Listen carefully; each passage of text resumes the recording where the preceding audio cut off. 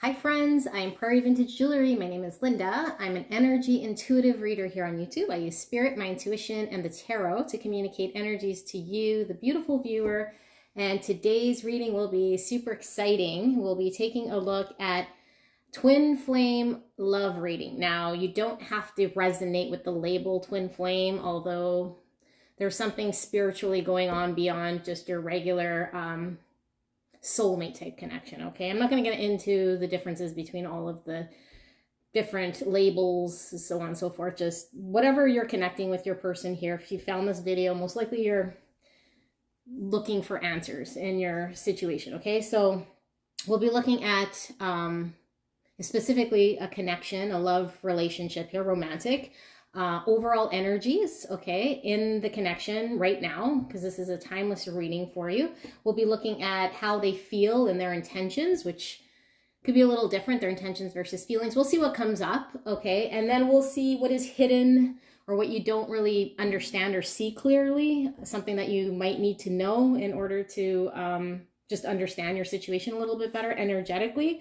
And then we'll be taking a look at what's going to happen next. So what's coming in energetically in the connection, what you can anticipate, okay? And then we will follow up with some guidance. Now, this is a pick a card reading, so there'll be 3 options to choose from, but I do want to stipulate here, trust your intuition, okay? And especially if you're resonating with the twin flame, I feel like the twin flame journey is really you getting in touch with your higher self and you ascending, as well as your person ascending and becoming the greatest version of yourself. So no one else can walk that journey for you. Although why I'm doing these videos is because if you're amidst the journey and you have no idea what it even is, how to even begin, but as you go through this journey, the stronger you get with your intuition and the more you start to really peel back the layers and understand what's going on, then I would hope that you would share whatever your knowledge is in some capacity, whatever avenue you have in assisting anyone else who might be struggling, challenged, what have you, okay? So I also, you can skip forward, okay? I'm just going to let it rip. So you can skip forward to the options, but for those of you guys who are kind of still figuring things out, or depending on whatever stage you're at in your connection here, I'm getting told to, I guess, just kind of explain this, okay, process, because I feel like there's a lot of information on the internet. Again, this is just an internet video, and my resonating with the twin flame journey could be completely different than what you're resonating with, and what one person experiences, the other one might not, because you could see that, you know, there's, especially when it comes to twin flames, like there's messages about needing to do a certain level of healing, childhood traumas, that, yeah, there's just so much information here. And what I really feel is that intuitively, you know what's going on between you and your person, and no journey is the same, and no one can tell you what your own journey is. I do know that for a twin flame connection, it is highly spiritual, okay? And it has more to do with self than it does anybody else, and having to uncover the highest version of yourself and being liberated from needing any sort of external person to validate you or make you feel loved, okay? You don't need, I mean, there's ultimate, infinite, I should say, dimensions, and I couldn't possibly pretend that I understand anything that's going on in this world, right? But what I am saying is that you could potentially get, you know, on this journey due to some experience that you have in your lifetime. And it does not necessarily have to be another person or a romantic love connection, right? You could get triggered by, or your traumas could get triggered by like a big series of events, one major event, a tower moment, you know, death of someone you love, just, yeah, losing your career or your job. Anything can kind of trigger you in such a way to get in touch with your higher self and ascend. But I know there was some back and forth in the comments with someone who was talking to me about your twin flame doesn't equate to a spiritual awakening, although I would beg to differ, because if you ask anyone who's gone through a twin flame journey, would gets closer to themselves, which at the end of the day is getting closer to source, which at the end of the day is a spiritual awakening. Okay. Some people might even get into so much into their spirituality that they recognize, you know, at some point in time that they're not even interested in a connection with another being. So, you know, and there you find some liberation, because there might be some solace in these readings for people who don't, their person or the person they're with, one, is not communicating to them, and they don't know what's going on. They might be going through a dark night of the soul, and you could be at any stage of this process here. So I do feel like, you know, there might be some videos online that might be capitalizing on people's pain.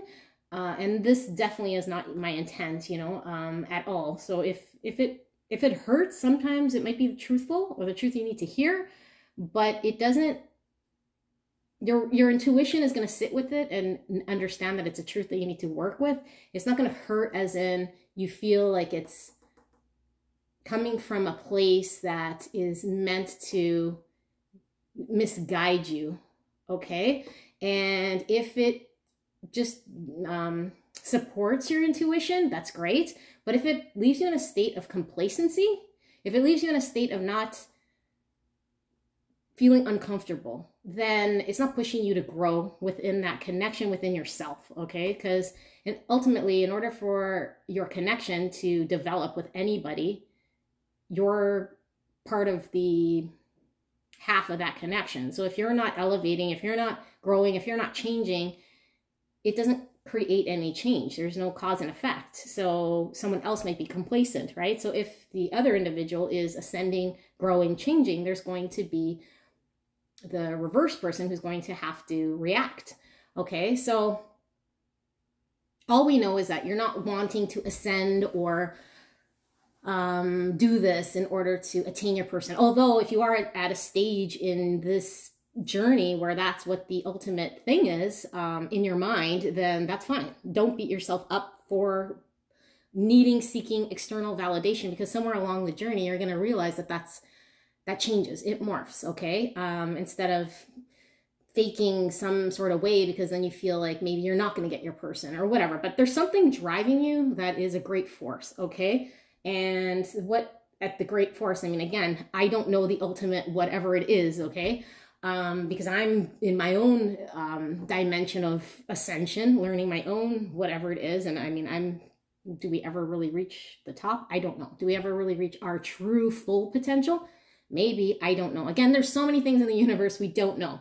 So I can't even pretend to articulate what that is for you. But I do know that when we're acting from a place of ego, it's external, okay? It's external validation. If we're in pain, then we have a level of resistance, and we may be living in our ego or in our head where our thoughts are attached to something in which causes us pain. So the closer we are to releasing resistance, the closer we are to feeling body rather than mind, the pain dissipates, and you don't really, I mean, you feel pain, but you allow it to flow through you, and you can be centered in yourself.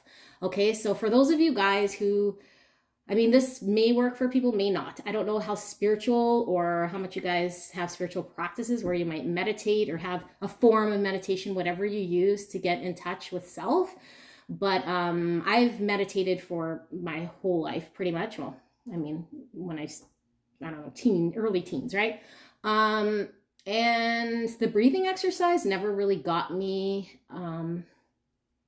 in that state, okay? Like, yeah, it's great to breathe and it might relax me, but I found when I was really kind of in meditation, this is going really long, so I do apologize, but I'm just gonna let it rip, okay? But when you're in a state of meditation, or when I was in a state of meditation, yeah, breathing would help me relax, but I found that wherever my mind was supposed to be was more focused on my breath work, or I felt more in my mind, and I still do to today. but it's when I'm in a deep meditation, sometimes I recognize that I'm not even breathing, or I'm like, my energy is more in a ball. So it's more condensed. It feels stronger. Okay. But recently I've felt my inner self could expand. Okay. My energy could expand. And now I understand what the breath work is. And it's almost like when you're breathing in, you're breathing in the new life, okay? And you could feel your energy expand, but it's almost like short-lived to that breath. And then you release whatever out, and then you breathe again, the air, right? Okay. And what I feel is that it was on and off, so it didn't allow me to get into that state. But when I held my breath, I'm not suggesting you hold your breath, because this is not proper way of doing meditation at all. But I'm going to tell you guys, those of you guys who are having problems with this is going to help somebody. Okay. Spirit is hitting me with this, that if you're meditating, the breath work's not working or whatever, whether you hold it or not hold it or whatever, just the breath work's not working. Try the exercise of just closing your eyes. Okay. Like you could do this right now and you'll feel it and you'll know what I'm saying. If you're starting green, this might take you a little while, but if you're already kind of, have meditated in the past, or you're kind of a mediocre meditator, okay, or just kind of have done it for a bit and know what I'm talking about, then close your eyes and hold your arms out, okay? And when you close your eyes and you have your arms out, and you could do that right now, now the feeling that you get is telling you where your hands are, okay? You can't see your hands. I mean, yes, you feel your arms up, but where your hands are, where the tips of your fingers are, okay? And if you hold it out, you'll start to feel a little tingly, okay? And you feel this tingly feeling, and you can't see your hands, but you could feel the extent of where that energy is in the tip of your fingers, okay? So when you don't have to do this and open your arms and feel the ball all around you, but this is your energy and where it stems back to you, okay? Where you're feeling it in your body. Take note of where it is. Is that it coming from your core? Okay, do you feel it in your core? Not your mind, not what you see, but what you're feeling and where you're feeling that energy. Okay, that place, wherever that place is, and for me, it's like in my core being. You can put your hands down.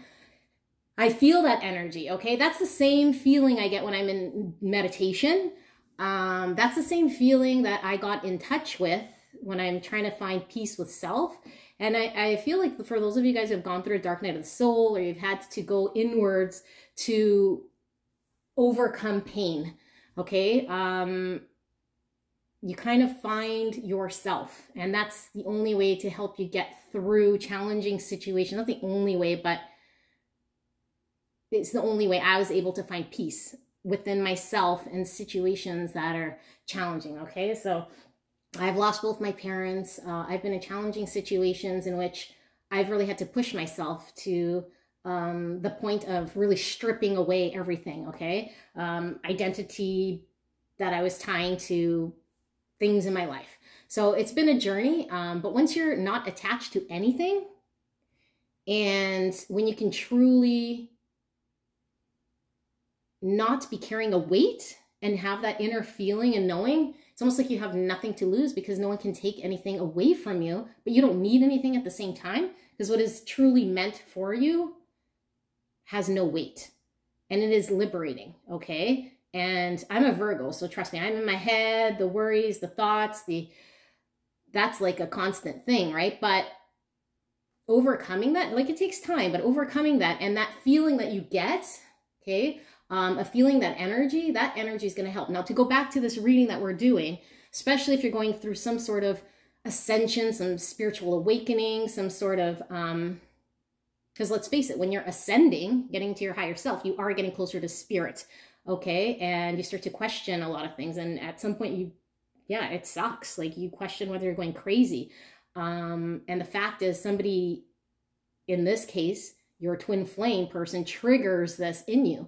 So you could be not even understanding whether you are even tied to this person, or just you're questioning everything, okay? Your sanity. And then eventually throughout your journey, you start to not even focus on the whys so much, but more finding more alignment within yourself and not having to do what it is that you need to do, more so as having to do what your intuition is telling you feels right.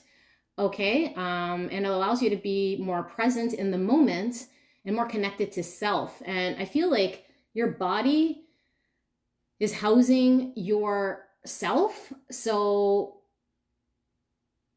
instead of being all up in your mind and all like triggered in thoughts and all that, like get in tune with your body. You could start with feeling different parts of your body. You know, when you're meditating, feel your feet, like feel them. Like you don't have to be in your head about it, but just feel it. Feel the energy, the tip of your toes.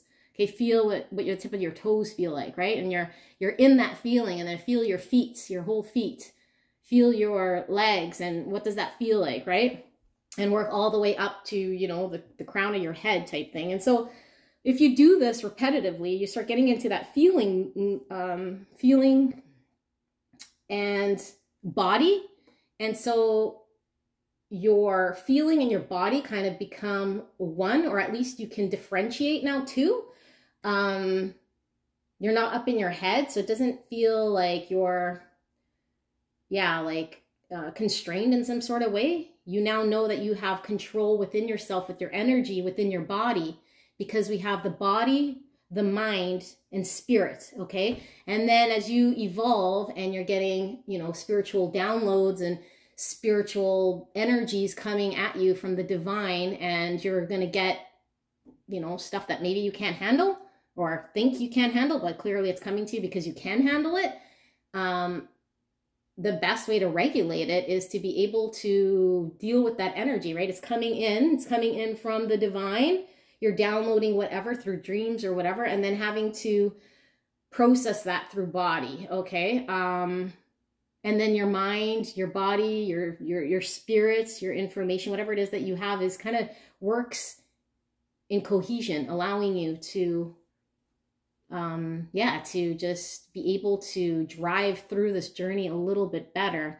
But if you're in thought, it's kind of like a block here. And to go back to the resistance, the more you resist something, the more it persists, right? So, and you could be like constantly in your thought about something. And again, this isn't to make someone feel bad, because if you're constantly in your thoughts and you think, I'm never going to get out of this and I'm going to be in this state of purgatory, because that's kind of how it feels when you don't feel your progress here. But if you are feeling these thoughts, if you're feeling, like a sense of lack, the lack mentality comes from your mind and how you're perceiving something in your mind, what you're telling yourself. But we don't know what the Mother Infinite Universe has to bless us with, okay? So, set the intention and let it ride. And just when the thought comes, okay, you don't have to beat yourself up. You don't have to like resist that thought. Allow it to come and release it. Just let yourself release that thought. If it's there, you know, welcome it and then send it on its way. Ask your guides for strength in order for you to get through this process, okay? But I don't know. I was going to promise you it does get easier. I can't tell you it gets easier. I don't know what your journey is. And you know, all I know is that somebody here needs to hear this message, especially in this reading. I feel like it may shed some light depending on whatever stage you're at. And I know my readings tend to be all kind of connected.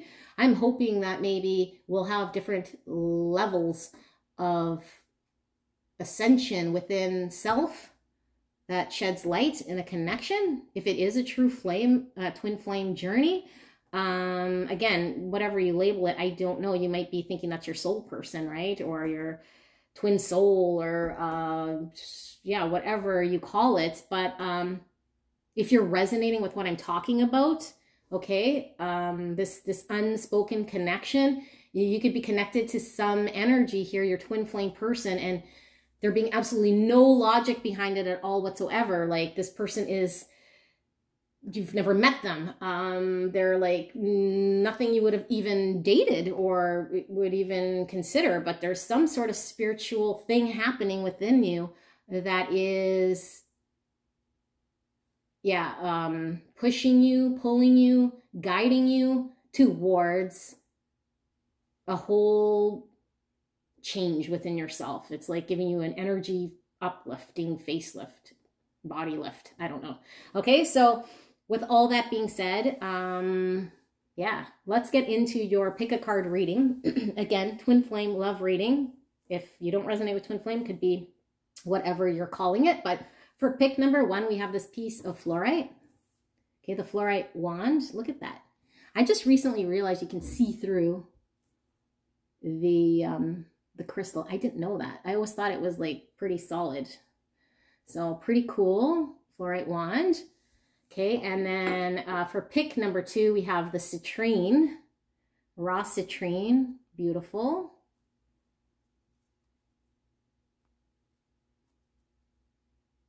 Okay, and then for pick number 3, we have this cat's eye egg. Okay. The cat's eye egg. So it helps me to look at all 3 when I'm using my intuition, so I know which one is calling to me more than the other. So take a look at this. I hope this is going in order. I'm not sure, but 1 is over here, okay? So 2 and then 3, but feel free to pause this. I don't know if this is great, and the citrine's not getting the love it deserves, so let's do this with the beautiful piece of citrine. Okay, so 1, 2, and then 3 is the blue egg. So we will start with 1. I don't know why all of a sudden I'm getting... It's because I yap too much. Today's reading is going to be like 20 minutes. I swear to God. I get on. I haven't even started the reading. We're already 20 minutes in. Okay, so if you picked the fluorite wand, then beautiful pile number 1. I love you so, so much. Welcome. This is your reading. Let's get into it. Okay, so we'll be using the Night Sun Tarot. And this is an interesting deck because the meanings are completely non-traditional, okay? I might read meanings as traditional, but if I'm reading a card here and it's like, that's not what the 4 of Wands means, well, in this deck, then it's giving me a different vibe, okay? Because the meanings here are completely very interesting, but beautiful, beautiful deck. Like, take a look at this. Take a look at that chariot, okay? That looks pretty traditional. It's pretty cool. Okay, so let's get on with the reading. So we're going to be doing overall energy in the connection, okay, and this for this love reading. This is between you and your person. And then we'll be looking at how they feel and their intentions, which again could be different, right? They might be feeling a certain way, but their intentions might be a little different. So we'll see what we can pull through. And then we will see what's hidden or what you don't really see or need to know about the situation that you might not be very clear about. You might not be clear about a lot of things, but just some key information here as to what you're not seeing that Spirit might want to share with you that might help. And then we'll be looking at new energy coming into the connection, or like what's next in this connection. Okay, provided it's not going to be stagnant and stale for quite some time and we might not see anything coming in, but I'll just be reading energies, okay? And then we'll finish up with some guidance. Now, use your intuition over mine, okay? And I'm just channeling frequency to you, okay? So just be open to frequency. That's all you need to do. If you don't understand what it is that I'm saying, just it'll sit somewhere in your subconscious. Just be open, be receptive, and ask your spirit guides to allow you to heal, allow you to hear whatever is going to be for your greatest and highest good. And trust that if there is something here that might feel painful, but it is in line with your intuition, it might be information that you're needing in order to move forward or to heal or to transition to your next stage, okay? Because transformation isn't always very pleasant, okay? Now, generally when I do issue trigger statements like this, I notice it's sometimes a tough reading, okay? So I hope I'm not putting that intention out there, where I'm going to ask Spirit for clear and concise information in regards to your situation for the greatest and highest good of pile number 1, Spirit. We'll be asking for the overall energy right now for pile number 1. Thank you so much, Spirit. I'm so blessed. I'm so grateful for doing this reading. And pile number 1, I'm so blessed and I'm honored and grateful for you allowing me to tap into your energy of you and the energy around you, your person.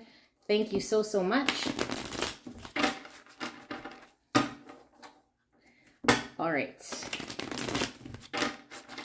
So, overall energy for pile number 1 in this love reading. What do we have? Spirit. Overall energy. We have the 9 of Cups and it's in reverse. We have the Magician in reverse. We have the 2 of Cups upright. We have the 6 of Swords. And we have Judgment. Okay, I was getting from Spirit here that there might be somebody here who needs to hear this. Okay, well, you tapped into this pile and this is overall, but I feel like you might be on a twin flame journey and not even know it. So maybe, hopefully, you clicked on this video and you're like, I don't really resonate with a twin flame, or I thought this person was my twin flame, but they're not, or somehow, or something like that, okay? Because I feel like you're just kind of abandoning ship at this point, okay? So the fact that we have the 9 of Cups in reverse with the Magician in reverse, this isn't a good energy, okay? But I feel like if this sounds more like your person's energy, this is supposed to be overall for what's going on, and this could very well be what's the intensity of the energy. Again, I'm reading frequency of your overall. If your person's, I almost knocked my water over. If your person, I mean, obviously higher vibrational energy is going to be resonating here. But if your person's energy is dominating the direction in which this connection is going, then I'm going to be picking up your person's energy here, okay? So this could very well be your person, but I'm going to read this as the intensity of the overall, what's going on here. And somebody here is, this is kind of greedy pig energy, okay? With the 9 of Cups, and I think this might be more in line. The 9 of Cups and the Magician in reverse. 9 of Cups in reverse is somebody who is, might be looking out for themselves in a very greedy way and over satisfying themselves and overindulging, overindulging. Okay, so energetically, they might be just taking a lot of energy from this connection, building themselves up, because energetically they might be like, it's almost making them feel bad though, okay? Because this is the card of you overate and now you kind of feel bad, right? Or yeah, you could be really smug or like about it and kind of cocky-ish and just overly, okay? Because this is like self, getting what you want, your wishes coming true, but it's more of like a personal card.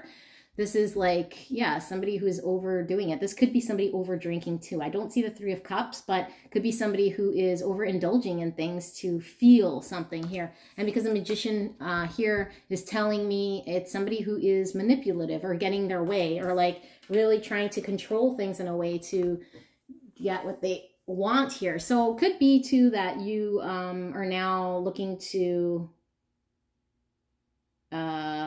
be on the polar spectrum of maybe what this connection was, right? So if at one point you were giving or loving or this or that, and now you're like, I'm going to do this type of an energy, this is still not coming from a good place, okay? Because, I mean, do what you want, but this to me is, yeah, it doesn't feel right. There's a difference between, you know, trying to think of self first and self-love and self-worth and focus on self. And then there's a difference between taking advantage or overdoing something and trying to manipulate or control a situation. I don't feel like I need to lecture you about this because this could very well be your person's energy, okay? Or how it started, because it is in my past position. So the person here could have started off as just using you. I know that sounds painful, but I don't think that, I was going to say they're not doing it on purpose, but I mean, this is purposefully doing it, but I don't think they're purposefully trying to hurt you. I feel like this person in the past was manipulating the situation so that they can get and pull from it what they wanted, okay, without maybe considering your feelings. But now I feel like there was a sliminess about this. And when I say slimy, I'm not saying like creepy or like perverted in any sort of way, but I mean slimy. Like, it's like, yeah, there's nothing stand up or honorable about this type of an energy, okay? But the fact that we have the Two of Cups in the middle, because this is overall energy, but that was past. And I feel like this Two of Cups here is, you know, talking about this, the partnership here. This is the give and take.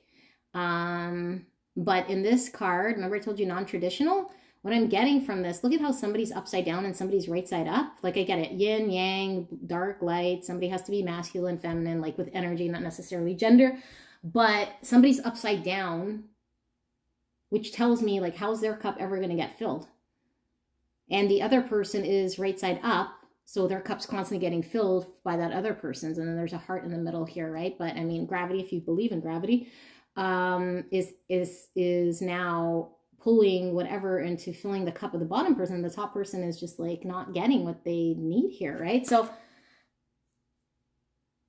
yeah, so I feel like you're the top person here, okay? And you might be resonating with the person who was the greedy pig, and I'm just gonna let it rip today, okay? So if you don't resonate with greedy pig, that's fine, whatever words you want to use. But the person who's like, you know, overly taking advantage of a situation here, and it could very well be you, okay, because it's coming out as the top energies here. But somebody here is a giver and somebody here is taking, okay? I don't feel there's anything really balanced about this Two of Cups. And this is the central energy. So right now, I don't think your connection's balanced. I don't think it's a give and take. Although, again, this Two of Cups is upright. So I could read traditional and say, oh, it's a give and take, and here you go, here's your relationship. But it's like, well, yeah, it's a Two of Cups, so there's something here. There's a connection here. There's definitely a give and a take, but somebody's taking and somebody keeps giving, okay? Or somebody is unable to receive because their cup is upside down. So what I'm getting from Spirit is, let's say I remove your person, and that's you giving.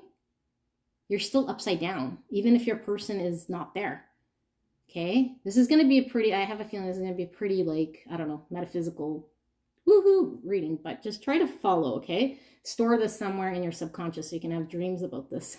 I'm just trying to help you, but, well, I'm not trying to help you. You're helping yourself. I'm just frequency, okay? This person's upside down, regardless if this person's here or not. So when you're upside down and things are falling out of your cup, passerbys can just collect whatever you're giving out for free. Okay,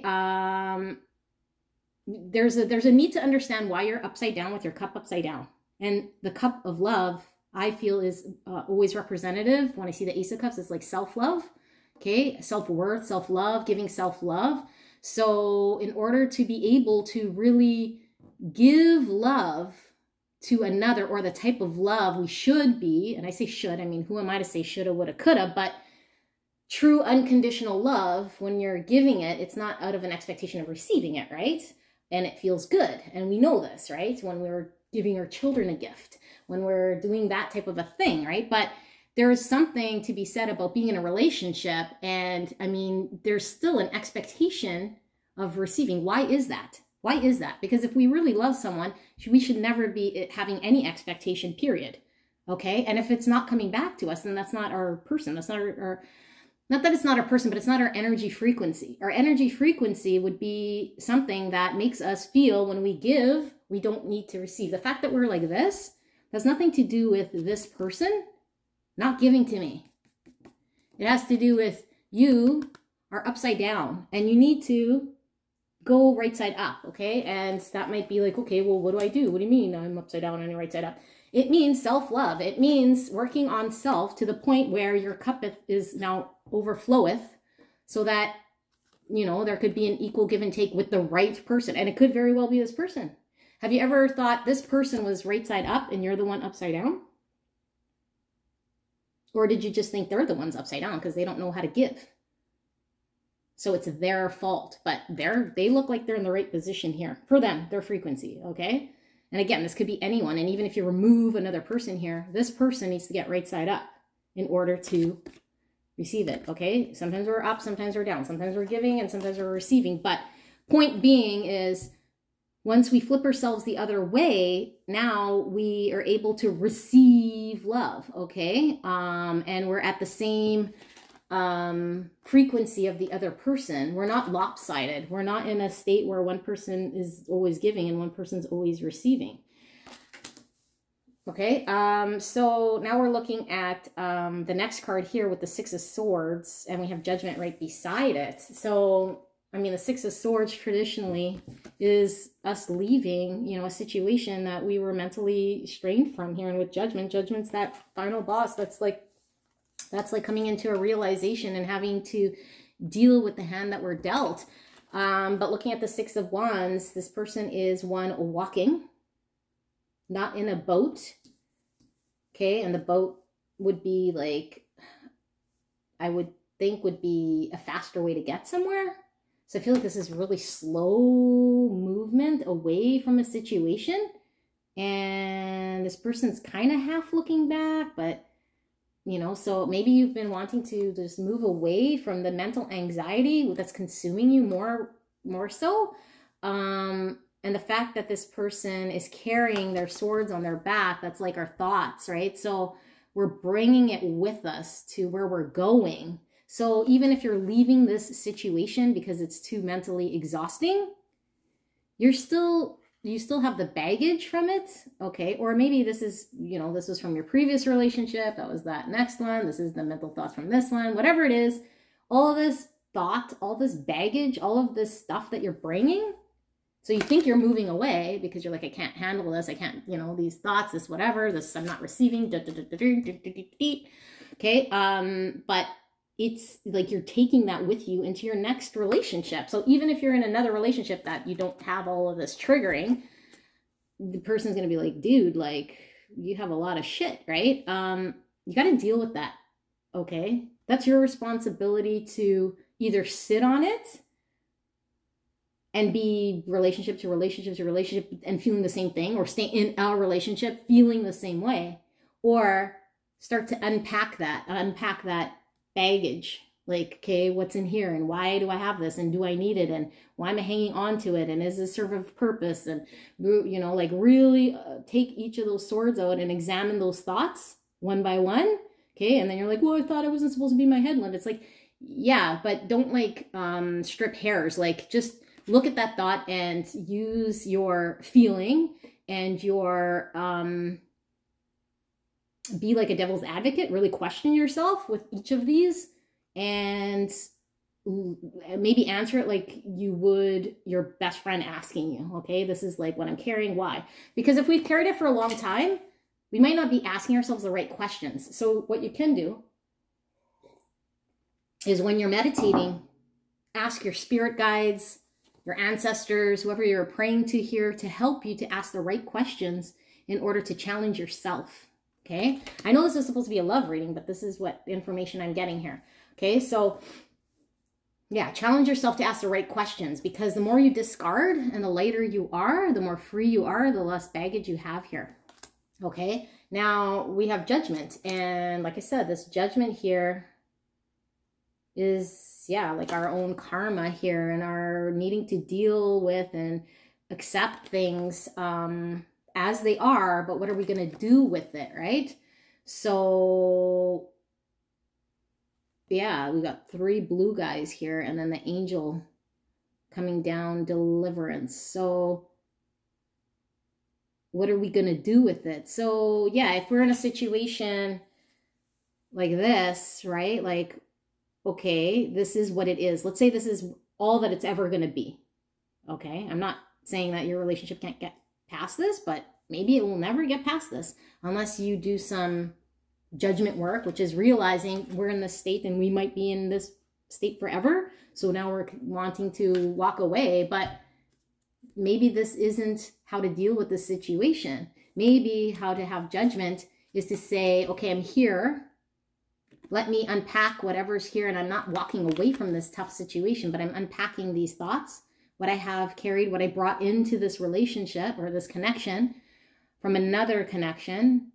And as I offload this, I slowly start to, you know, be more in line with this person. And it had nothing to do with this person now going upside down or coming to see us right side up, blah, blah, blah. But we're coming into judgment and a realization of where we're at.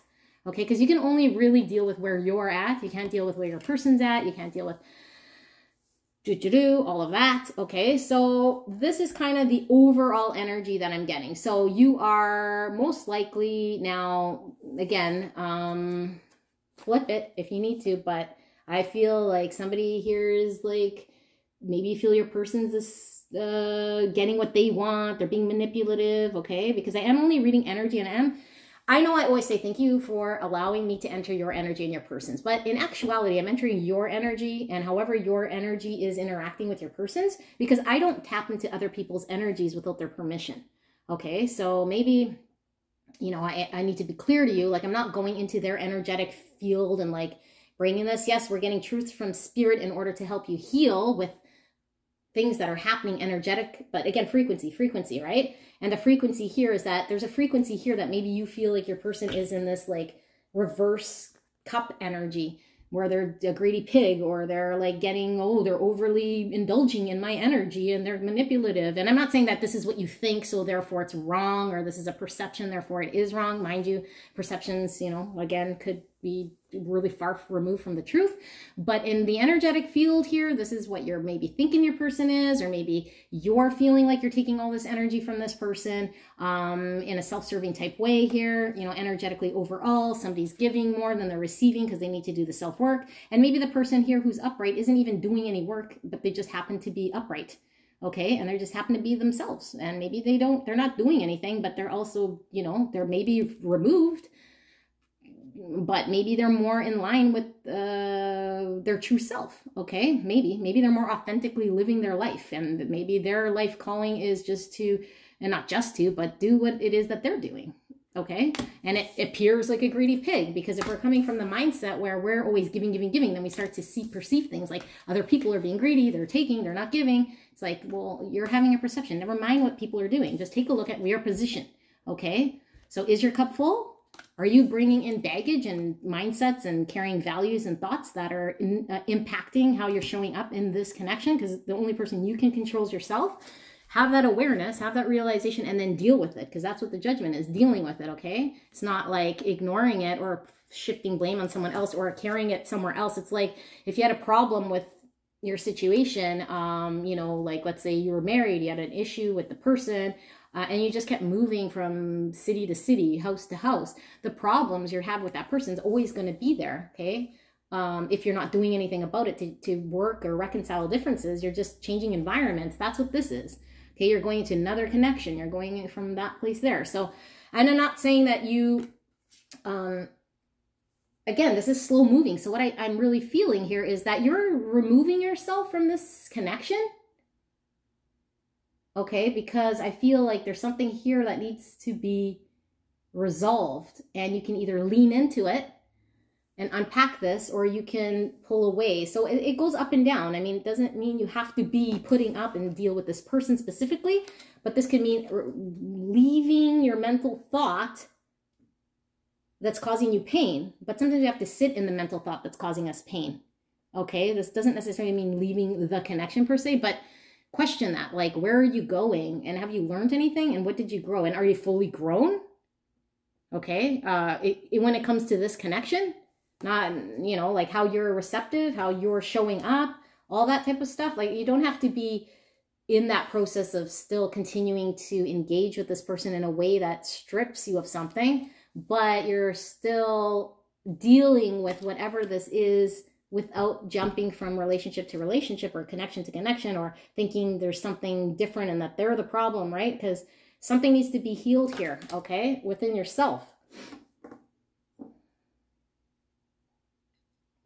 And I'm getting the urge to say here, for the other person who I'm not yelling at, and I'm not yelling at you, I'm just very passionate because I'm European, and that's just how I am.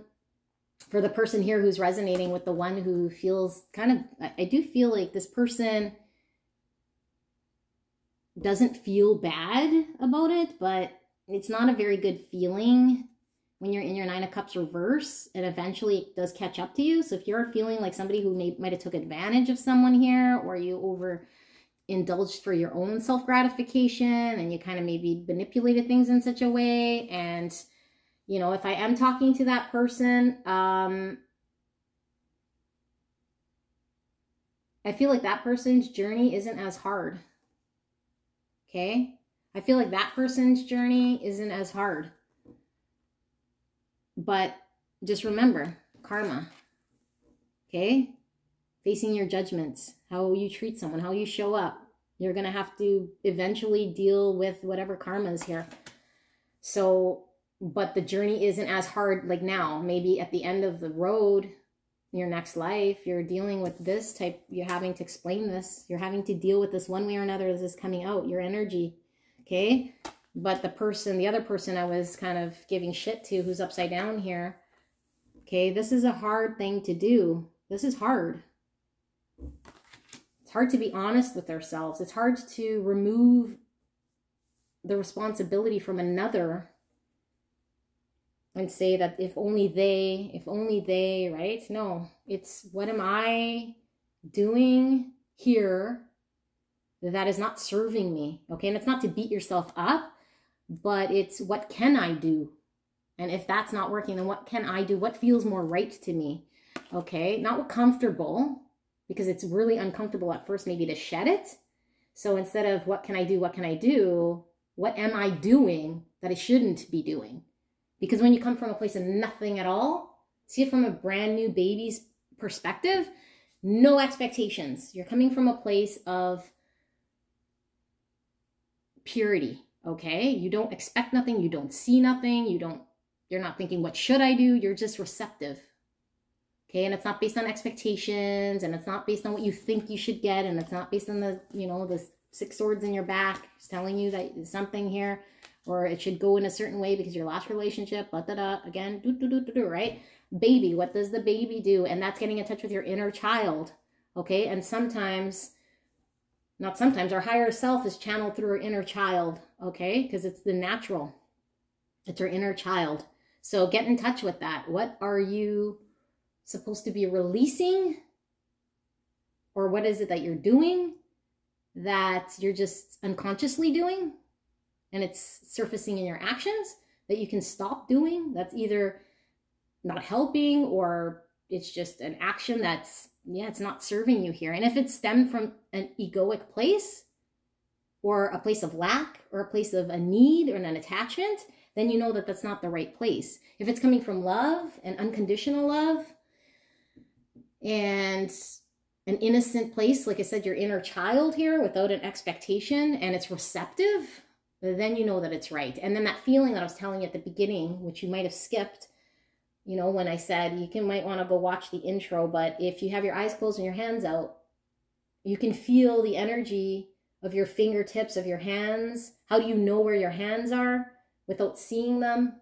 There's a knowing, and it stems back. The energy field stems back to you and sits somewhere in your body. That feeling, wherever it is inside you, okay, that's the feeling that you know you'll have when you're in your inner child receptiveness. It's centered and it feels one. Doesn't feel like you're pushing against it because there's your resistance and you're in your head and you're fighting. Okay, so that is a lot to unpack here for overall energy, but now we're going to take a look at how your person is feeling and their intentions, okay? So let's see. How is pile number 1's person feeling and or their intentions? So we'll see what comes out here. We might just see their intentions. We might just get their feelings. I'm going to trust that Spirit's going to give me the information you need to hear right now, because feelings and intentions could be different. So I could be really feeling a certain way about someone, but, you know, my intentions might be stemming from a different place. So Spirit, feelings and intentions for pile number 1's person.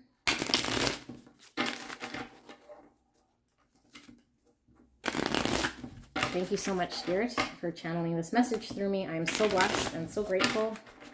I hope you guys are still here.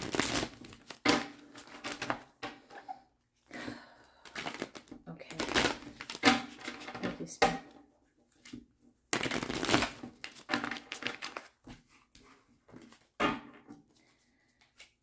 pile number one's person's intentions, their feelings. Wheel of Fortune, Major Arcana. Pile number one's person's feelings, intentions here. Ace of Pentacles, reverse.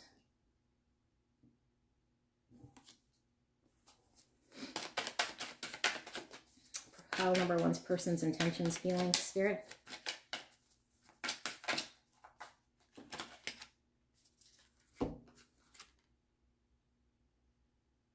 Eight of Wands. Look at this Eight of Wands. I'm going to put it upright just so you can see what I mean by non-traditional. Not a crazy Eight of Wands. Sorry if it's blurry. I don't know how to get it in there. Eight of Wands. In reverse. Two of Wands. Upright. I don't know why I put them so far away when I'm recording this way. One more card, Spirit. One more card, Spirit, for pile number one's person's feelings, intentions. Oh, okay. We have the Two of Pentacles in reverse. Two of Wands, Two of Pentacles. Interesting. The Moon in reverse at the bottom of the deck. High Priestess, the Devil. Okay. Wow. Powerful energies, for sure. The Moon in reverse. So because that's kind of the bottom deck energy, it's like the overall finger touch of the energy. Moon is subconscious. It's in reverse. Okay, let's get into it. So the Wheel of Fortune and the Ace of Pentacles in reverse. I have a feeling there is definitely something fated about this connection. So if you're wondering why you've kind of met this person, or if there's something more to it, yeah, there is something more to it because it is fated, okay? There is free will and we can decide what we do, but there is something to be said about fate and our destiny unfolding in a way where we're having to choose and make decisions, but we're given opportunities that come in that are meant to come in, that are meant for us, that we've chosen to bring into this experience when we chose to come on earth to experience something here, okay? Now you can choose not to and then die and then have to re-choose it in your next life, okay? But something here that is destined about this connection.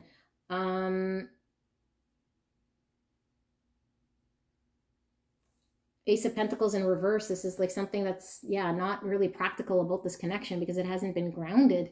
And maybe this is all something that's happening in the spiritual realm, okay? And that's why maybe you feel like really disconnected from your person because it's like something's not taking root here. Something isn't practical about this. You and your person might not have, you know, solidified things here. And I feel like for a lot of you guys, you might be in a period of no contact with the Eight of Wands in reverse. And also there might be a very stale point here, or has been a very stale point where there was no progress. There is no progress. And then maybe that's why you're Six of Swords. You want to move away because you're like, well, things aren't manifesting. Things aren't growing. I need this and that. And it's like, well, do you need it? Okay. Like, question your thoughts. What do you need? Or what should I do to get more aligned with myself so that what's meant for me comes to me? Okay, because that's different. If you're thinking you need an external something, then you'll be seeking it place to place to place. But if you are in line with who you are and what it is that feels right for you, it will come to you. That's how it works, okay? That's the law of attraction. That is the law of the universe. Whatever's meant for you comes to you, and it doesn't weigh a thing. It's not heavy to carry, and you don't have to fight for it. So I feel like there was no progress here, okay, with the Eight of Wands in reverse, or you're not having a breakthrough because you're not seeing the seed grow. You're not seeing something materialize here. So you're just like, fuck it. Like, okay, so then maybe you are then faced with this. Is kind of more in future position here, but, and this is how the person, yeah, how they feel or their intentions. So it's interesting how the first energy I was reading was the greedy pig, okay? And now this, how your person's feeling. And I have a feeling this is probably your energy here, okay? But whatever, there's like a choice to be made here, okay? And the choice to be made here is which way to go for yourself, okay? Because sometimes we, instead of doing the harder work, we resist it. And so we might choose the path of least resistance. So that's why we're seeing that Six of Swords with that bag full of, you know, baggage, that person walking full of baggage, choosing to go elsewhere, but could have the choice to, and it's not choose this connection or walk away, but choose what you want to do. Do you want to examine yourself and how you are showing up and and it's not that you have to do all this inner work in order to get this person, blah, blah, blah, but it's like, what do you need to do for yourself in order to ascend? Because you could be in a constant state of purgatory where, again, relationship, bringing in the baggage, living the same old, or you can really look at self, and that's the other choice, look at self and what can I do to get more in tune with what it is that's in line with me, okay? Or I could just carry my bags and go somewhere else and then relive the same insanity and be unhappy 5 months, 6 months, 1 year, 2 years, 20 years from now, okay? So that's the choice here upright for the future, and this connection plays a big part in this, in your destiny, and which way you want to go. What do you want to do here? Do you want to just leave, or do you want to focus on dealing with what's in front of you right now? And dealing with what's in front of you now doesn't necessarily mean having to outwardly change that person or make them be a certain way. It just means how can you impact your fate, your future here? Which in turn, when you ascend, your person ascends, okay? And you're raising the vibration of humanity, because there's mirroring going on in a twin flame connection here. So, and that's what we mean by that, right? Like if you're healed or if you're focused on self, it's like you're not coming from a place of lack and needing. Your person in turn does the same, because one thing about twin flames is that you come from the same soul, okay, but you're in 2 different bodies, so you're coming from the same source.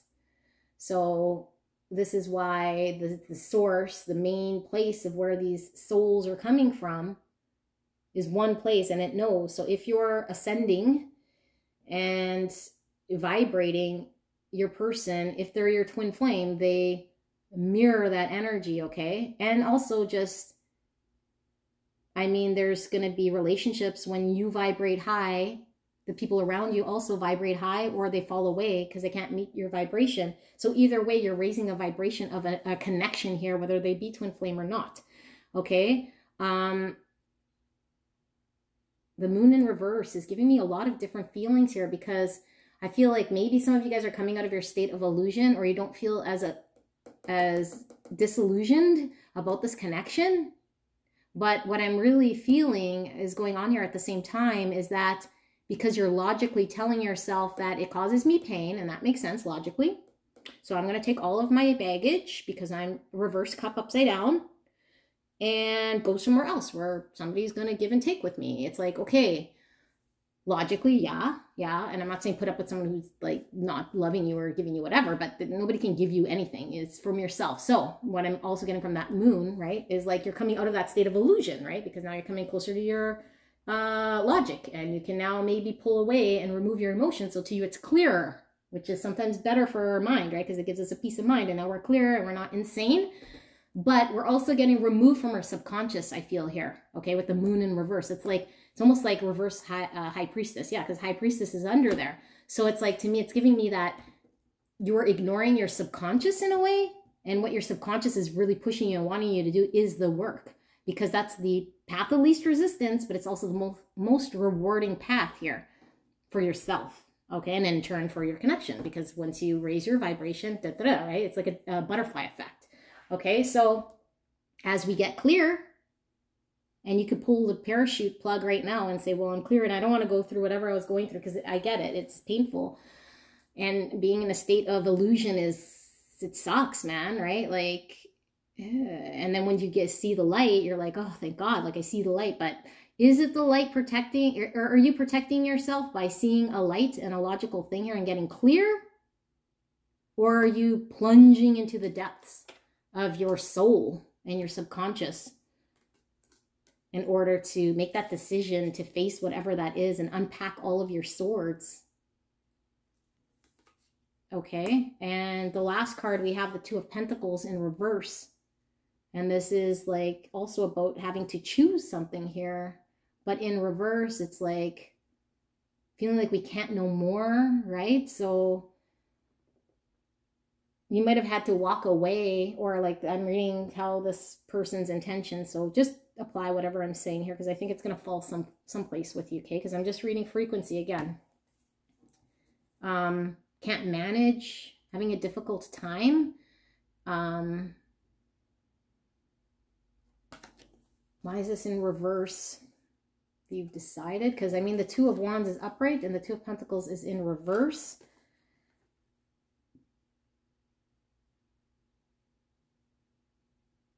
Yeah, what I'm getting, again, I'm not going to read the standard way of this, but I think a lot of you guys are really hung up on this practical side of something being manifested, and you can see with your eyes, okay, something growing within this connection, that it is holding his feet down. He's being weighed down by that thought.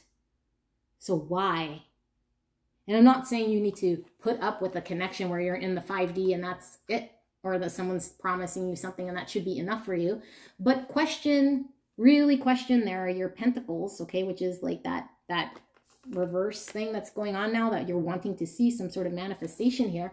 It's like holding his feet down, but he is upside down.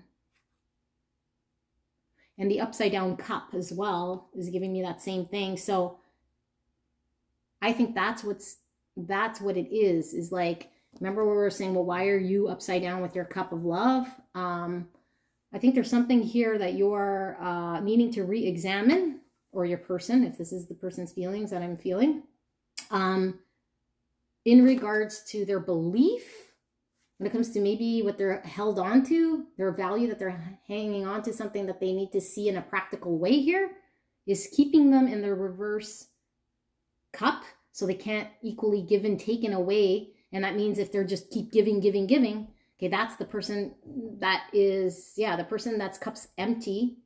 Okay, and again, reverse the script here. They're empty. And no matter how much you give them, maybe you're the bottom person, that person can't take it. They can't receive it because there's something in the practical world that they're attached to. Okay. Yeah. Because that one, you know, I assumed you're the person upside down that just kept giving, but I don't think you can give when you're upside down because your cup is just empty. So there's someone here who can't give and also can't receive because they're one and the same. Yeah. So although it might seem like they're receiving, they're not fully filling their cup. So let's go back. Wow, this is getting really deep. Okay, the Nine of Pentacles was in, or sorry, the Nine of Cups was in reverse, and the Magician. Okay, so whoever here, there's some person here that can't give / and receive. So if you feel like that person just keeps taking and taking, they're not taking anything. They can't take anything. They're unable to even take. Okay, but it might feel like they're taking something here. But if they're empty, it's like it goes into the abyss. They're not taking anything. Therefore, they can't even give. And the other person on the bottom that I was like is just receiving. I think that person is capable of giving and receiving. Yeah, so you might be the person on the bottom, okay? And your person might be on the top. That's very interesting. Okay, I hope you guys are still following here with this message. But how this person is feeling that I'm tapping into, yeah, this person's feeling like there's a choice to be made because things aren't moving and they're being held by some sort of attachments that they have to something manifesting or materializing here. But there is something fated about this, okay? There is a decision to be made, and I think they're getting more clear, but they might be getting more clear in their logical mind, which in turn is maybe suppressing their subconscious mind, which is trying to push them into their life lesson, into making a decision to choose the path that is more difficult for them to really unpack their baggage, their past baggage, their traumas, okay? And again, you don't have to, you know, because again, you've got to get all cleared of traumas before you can come into union with your twin flame. I don't know. Am I already at an hour? Lord. All right. Let's get on point here, Linda. Okay, so what is hidden and what you need to see, or what you need to know? What is hidden, what you need to know? What is hidden, what you need to know?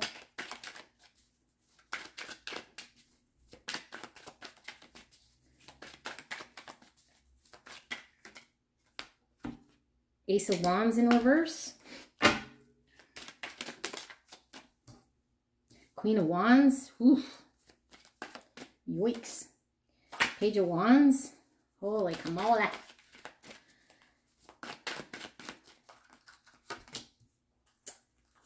Three of Pentacles reverse. And the Magician now upright. Okay, bottom of the deck.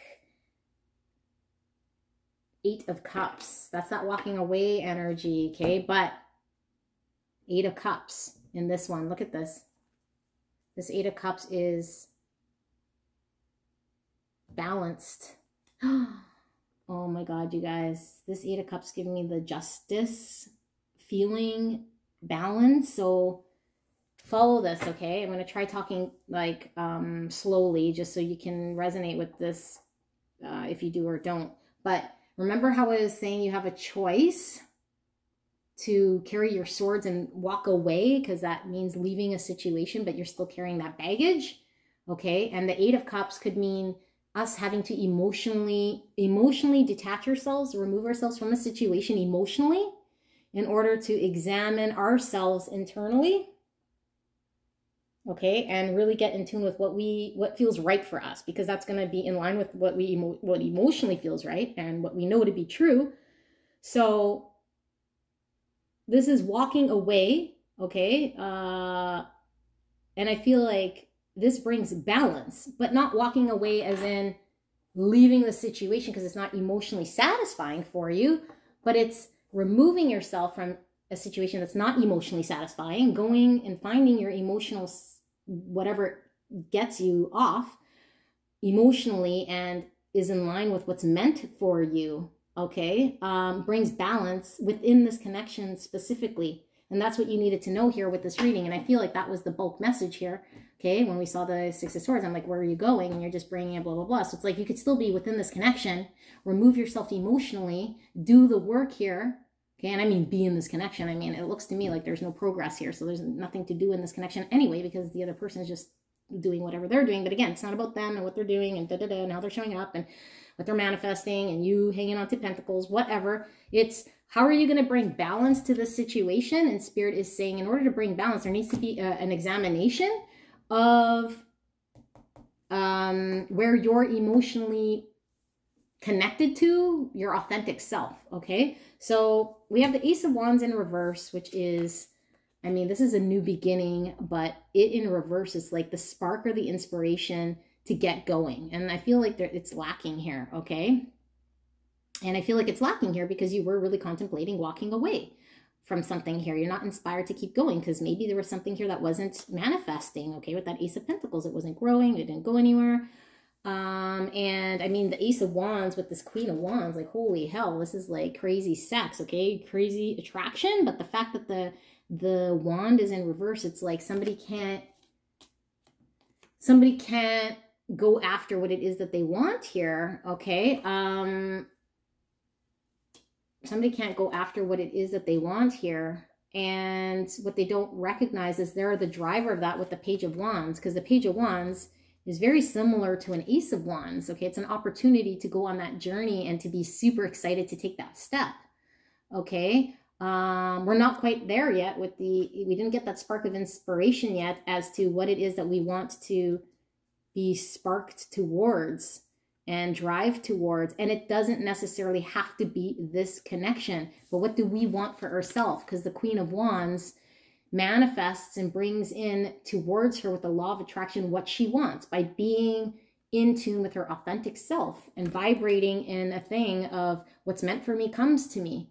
Okay, and if it's this person, then that's what happens. If it's not, then what happens is she gets very excited. But right now you're not excited because maybe you're in your mind about what's happened and this, that, and the other. Okay, so Three of Pentacles in reverse. Yeah, this is like, but this person won't work with me. This person isn't helping me build a cathedral. This person isn't showing up. This person is not moving in with me. This person's not calling me their girlfriend. This person's not, right? Okay, so reverse here. So that is stopping you from getting inspired to really say, never mind this person. Like, what do I want? What do I passionately want to do here for myself and make it happen and manifest something here? I'm not focused on how they're showing up or something appearing in this plane with this person of building. I'm focused on my own ability to manifest, to bring in with the law of attraction what it is that I want. And you might authentically not know and not be sparked to do this, okay? But what this is telling me and what you need to know is when you do, like I said, that exercise of really getting in tune with body and self and authentic self and that feeling, it's going to come to you. You're going to then be inspired. You're going to then know what it is that's meant for you. And it's going to drive you. And you're going to be super excited to chase that up. Okay? Chase that up and manifest it and bring it in. And then you have a focus. And then it doesn't matter if this person's like this, like this, like this. It doesn't matter. Okay? They're going to show up however they're showing up in your vibrational field. Okay? Just keep on doing you and bring balance to yourself. So now let's take a look at what energy is coming in or next in this connection. What's coming in next?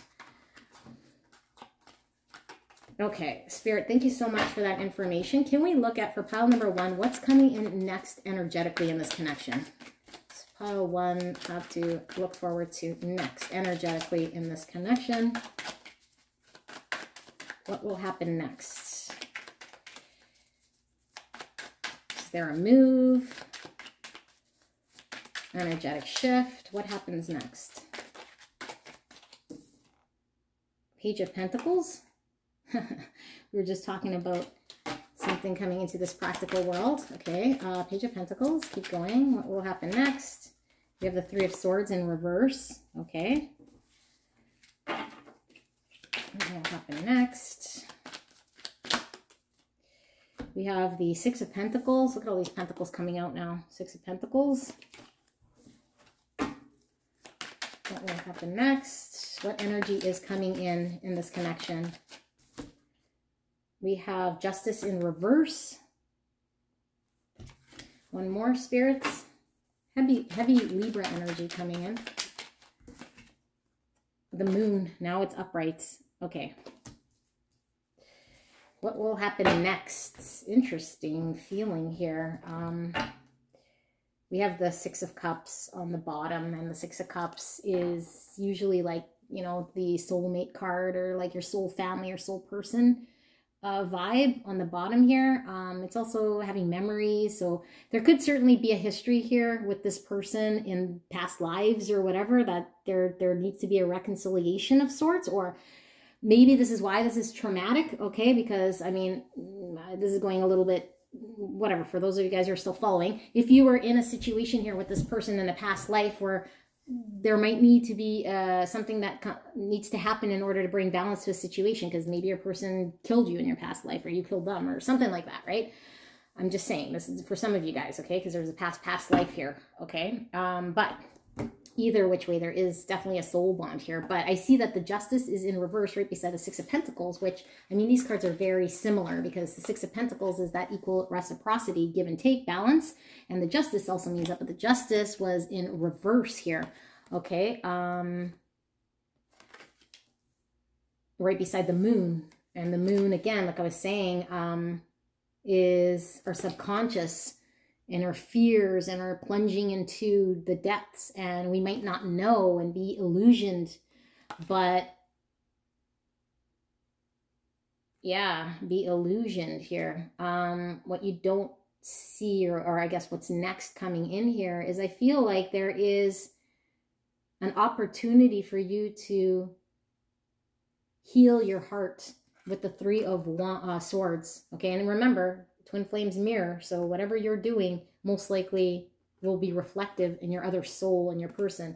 But I feel like there's an opportunity here, because the Page of Pentacles is somebody who takes an opportunity to chase up on something here, to make something happen and to heal heartbreak to go through a period of heartbreak and heal themselves, to bring balance in a situation that might have been very imbalanced, okay, on a soul subconscious level here, due to like an experience that we had with this person.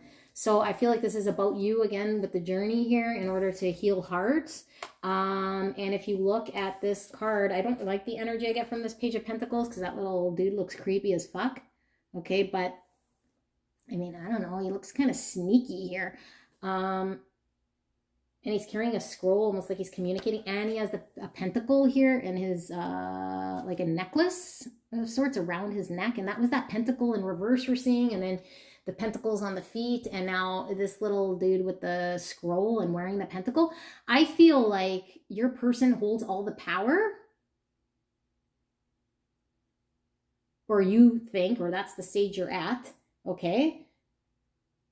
Because they're the ones you feel can control whether something manifests or not, and the communication around what manifests. So it's like, look at that sneaky look on that face, okay? Because he has the power to plant that pentacle and make something happen in this practical world. But it's like, no, you have the ability to heal your heart, to bring in balance to a situation that is unjust, where your person isn't moving forward or doing what it is that you think you need. Because again, we haven't unpacked. So maybe you don't need this practical pentacle and you think you do. So you're seeing this, your person as a sneak, or this person who's not doing that, right? So it's like, shady, okay? Kind of manipulative again. I'm getting that Magician in reverse, that Nine of Cups in reverse, the look on the face, like I have a plan, and you're thinking, why can't they just, you know, do the freaking pentacle thing where they're bringing this into fruition, into this real world? Because I know in the 5D, with the High Priestess and the Moon, there's a connection here that we're, you know, connected somehow. But why are you hung up on this pentacle? Okay, because yeah, we're living in this 3D world. But just challenge yourself. And if it becomes that you need to see something here in this 3D world, then you need to see something in this 3D world, and it's not this person. But it shouldn't be heavy, and they shouldn't feel like an enemy. Because if they're still feeling like an enemy, then that means you didn't do the work, and you can't cross that off the list. But if you find out you still need the pentacle, but you don't feel resentment, they're not going to look like this to you. They're just going to look like a person who's doing them. And you're a person doing you. But it shouldn't feel heavy. But you should know what you want. But if it feels like a heaviness here, a resistance, then it might not be what you truly want, or at least you didn't challenge that, okay? And then you can bring balance here. So what energy is coming in next? I think you're going to be able to heal your heart by bringing balance to an unjust situation. And it's unjust right now. It's not balanced because there's work that needs to be done. And you can't control your person's work. You can control your own work. In turn, it causes the other person, and there might be mega confusion. You might be dealing with a lot of illusions that you know, now you're going from the reverse moon to the moon upright. So you're going to say, oh, great. You know, I listened to this reading online and I'm more confused than I ever was. It's like, well, yeah, because sometimes in order for us to get straight about it, we might have to throw ourselves back into that, you know, flash pan of confusion because we thought we pulled out of it in a logical way.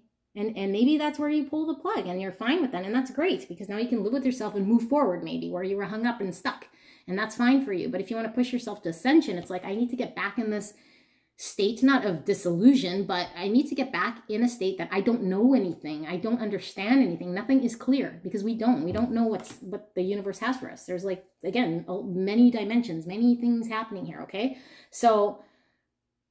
Yeah, that's the energy that's coming in. And now for guidance, I'm just going to pull one of these cards here. See if Spirit can give us some guidance before we get into pile number 2. And I can't believe how long this reading is. Okay, so pile number 1. Let's get guidance. Spirit, can we have guidance for beautiful pile number 1? We have decision 26. That's that, you know, the 2 of Wands, the 2 of Pentacles we were seeing, the 2s, right? Like having to decide. And that's what I was saying, that decision. But it's not the decision, should I stay here and put up with them a little longer and see if they're willing to give me the pentacle and make something into a reality? Or should I leave with my big baggage and all my swords in my back because someone is willing to call me their girlfriend and live with me or bake me some pancakes or whatever? Okay, the decision here is, do you unpack all of that crap, sword by sword, bag by bag, and ascend to yourself. Never mind this person, but in this situation, you stop movement. You get still. And in stillness, you find yourself, your energy. You make the decision to face that.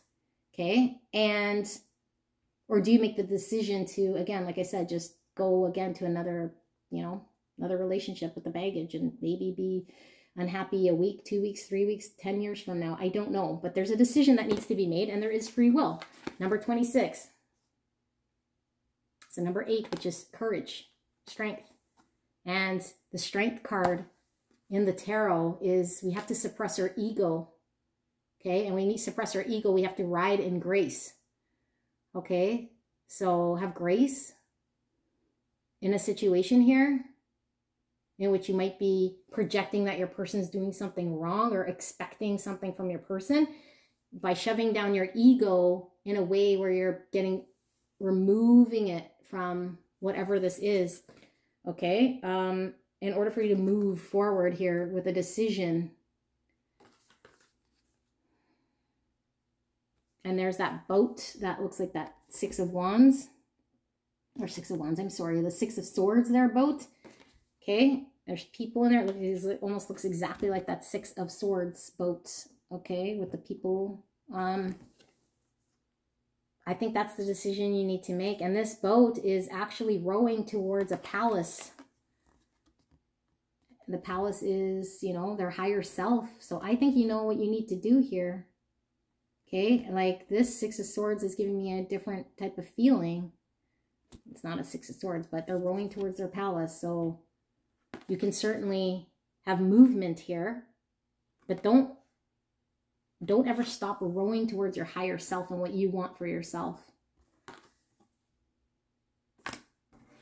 Yeah, that's all I have here for you guys. Pile number 1, and I hope this helped. And yeah, sorry if it was a little tough, but I hope it helped. All right, I'll see you soon. Bye. Hello, my gorgeous pile number 2. If you pick this citrine right here, beautiful stone, then pile number 2, I cannot wait to get into your reading. Yeah, let's get into your relationship here, your connection, your situationship with your person. Could be a twin flame connection that you're resonating with, or just your soul person and you're not quite sure what it is, but you know that it's not, it just feels different. Okay, so I'm going to be referencing twin flame, but again, if you're not labeling it that, it doesn't mean that this isn't for you, but you might be resonating with the messages that I'm communicating here today. Just allow whatever information comes to you that you can connect with and resonate with come to you. Anything else, just kind of let it flow. And like I did a trigger warning here for pile number 1. If it feels uncomfortable, it might be the message for you. Okay, now I'm trying to send a frequency of energy here, or not send, but like, yeah, like pick up whatever it is that Spirit is wanting to energetically connect to you and give to you, and that's what I'm transmuting to you. Okay, so in order for you to heal, in order for you to understand, in order for things to happen here, sometimes we have to go through an uncomfortable state.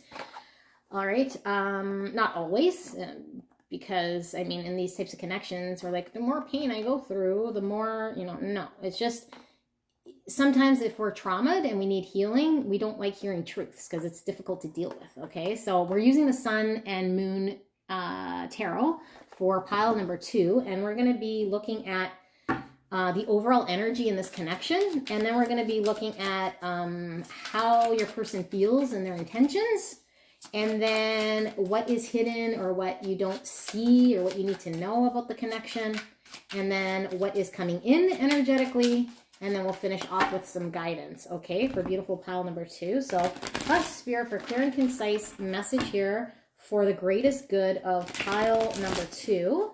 And pile number 2, thank you so much for allowing me into your energy space and the energies around you. All right. So I know in my other readings, like I mentioned for pile 1, I say I'm tapping into your person's energy. I honestly don't tap into someone's energy without their permission. So I'm entering your field of energy. And if your person's energy fields around you, I can pick up from spirit whatever energy is in there and give an objective communication of frequency to you, okay? But I don't go in people's energies without them giving me permission. So this could be an energetic reading that I'm giving you, right? And it's because you're dealing with this situation. So your vibrational energy may impact how this is coming out. Now, I'm not going to give you from your perception, although we might see some of your perceptions here. We're asking spirit for the objective truth, okay? But at the same time, this is, you know, spirit picking this up from your energetic field here, okay? And there's a lot we can't answer because we just don't know. There's just too much we don't know in this beautiful spiritual place we call Earth, we call the infinite universe, all right? So, overall, for pile number 2 in this connection, overall, what's the energy spirit overall for the greatest and highest good? Overall energy for pile number 2. Thank you so much. Pile 2, pile 2. We have the 10 of Wands in reverse. We have the 5 of Swords in reverse. Oppression, defeat. We have the 3 of Pentacles upright. We have the 6 of Wands in reverse. And we have the King of Wands upright. And we have the 9 of Pentacles in the bottom of the deck. 9 of Pentacles, gain, independence. 9 of Pentacles.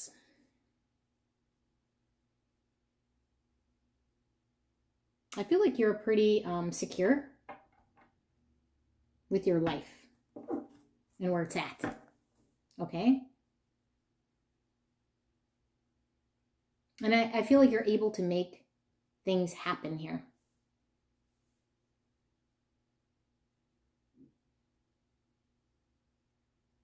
But I feel like no matter how you make things happen, I feel like there's something here that isn't working.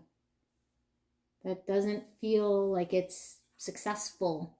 Although you're successful, okay? Maybe you have your own business, your own, yeah, like you're like this King of Pentacles, maybe you run your own business, or you just, you know, you have a sense of stability here. You can make shit happen.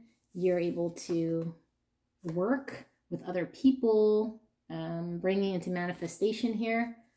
But again, it's supposed to be the overall feeling of this connection here, but I'm getting a strong sense of you coming through and not necessarily your person so much here, okay? And the message here is because something doesn't feel so right with the 6 of Wands in reverse, you are trying to figure out how to make yourself feel victorious, how to feel, yeah, victorious. Okay, because I feel like in this world, you're doing all the right things. But I mean, the Matrix can tell you all the right things to do, and we could still be unfulfilled. And that's kind of what I'm getting. It's like, well, I work and I do the right things and I pay my bills and I, you know, do all these things. And I'm not saying don't do any of those things, but I'm just saying like there's this energy here of not allowing your spirituality in this type of an energy that I'm picking up to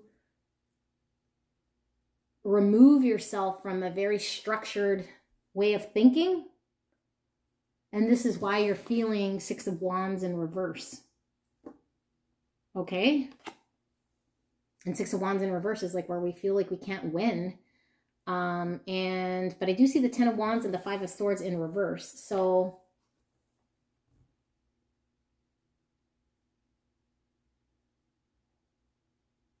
this is difficulty, okay, because oppression and defeat are never good, but it is in reverse here. So I feel like there is a way for you to work your way through that. And this connection could very well be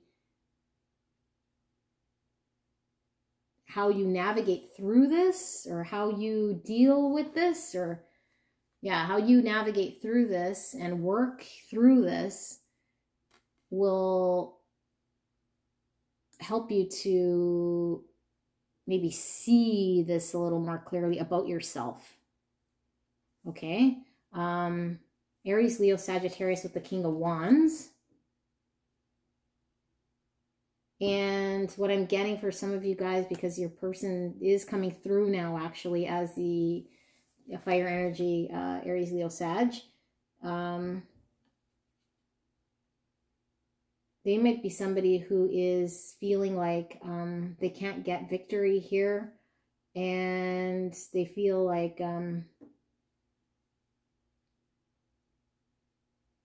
almost like they need to be rescued here. And I know that sounds crappy because I don't promote stick around and heal someone, but I feel like this person, you know, is in a state of them needing to heal themselves and being in this connection as well, in order for them to figure out how to receive help to also come out of a challenging state of mind. So I feel like you guys are reflecting each other here for sure. And both of you guys are feeling like you're not winning in this matrix, okay, and what life is supposed to be. You work, you eat, you sleep. Okay, so I think this is what's bringing you guys together, to work together to figure this out. And I feel like it has been a challenge, overwhelming, whatever, but I feel like that's kind of water under the bridge now because it's in reverse. So I think this started off maybe where things didn't go very well. This person showed up combative, or just as this heavy feeling. And you guys both feeling oppressed by the world, the weight of the world, things not going right, carrying the load by yourself. Okay, maybe feeling slighted by the world. But I feel like this kind of is going away or getting better since you've met your person. The weight of the world kind of is leaving. But there is a sense here of still feeling like you're not victorious or winning at something here. Okay, and your person feels the exact same way. Princess of Cups under the Nine of Pentacles in reverse. Page of Cups. Page of Cups in reverse. Yeah, it's like I'm getting a feeling here of emotions haven't, like the beginning of a love, I was gonna say true, but like a loving relationship, like love, being open to love, and that heart space, opening that heart space hasn't quite happened yet, because we're still focused in the material world of having to sort through what's unhappy here and what, yeah, like what's unhappy in our lives. And you know, this is like the Pentacles realm again. What have we attained for ourselves? And are we single? Or are we this? Are we working? Are we like more of that type of an energy? And I feel like, so there's a block here with the Page of Cups in reverse because of having to sort through life stuff. So I feel like this energy, like I said, could be mirrored, could very well be your person if you feel like you are more in the spiritual realm and have gone through this, because this could be an old energy. I did ask Spirit to give me different stages. Okay, different stages of what's going on here in a twin flame connection. This sounds like a very early stage to me. And where we were just, why is this like happening? Why do I feel challenged? Or why now am I feeling like the matrix is like magnified times 10? Everything's combative, everything's heavy, things don't feel right. You came out of that state to recognize, and now you're like, I'm stuck in the matrix and I have to work and I have to do these tangible things, but I can't win at this. I can't win at being stuck there. Okay. You know why? Because your soul, spirit, your energy, your infinite being knows that there's something more than work, eat, sleep, right? And I feel like your person could have been the catalyst into you seeing and opening yourself up to the matrix, because twin flames trigger each other to go into a state of ascension, which is finding our higher self. Okay, and your higher self knows that you're an infinite being who's capable of things that I can't even describe in this video. Not you're capable of being a doctor, or you're capable of, you know, working a 9 to 5, or you're capable of, okay, having a family. Like, all this stuff's great. I'm not poo-pooing this stuff, but you're infinite of, you're capable of so much more, because there is no limitation here. And so when we start feeling disconnected from spirit, because that's where the matrix keeps us, okay? That's where we've evolved to, where we're focused on what we do for a living, and our home and our car and our this and our that, where we don't feel like we're winning. And we're not winning because we're disconnected from ourself and from spirit. So if you want to go back to the intro and take a look at, I know it was long, but there was an exercise there of feeling oneness with yourself, where you're putting your hands out, okay? I suggest you go back there, but when you put your hands out, close your eyes, and you could feel where your energy is, okay? Wherever it's connected to me, I feel it like kind of in my core. That feeling of oneness, it almost feels like a stillness, like a peace, but that's you. That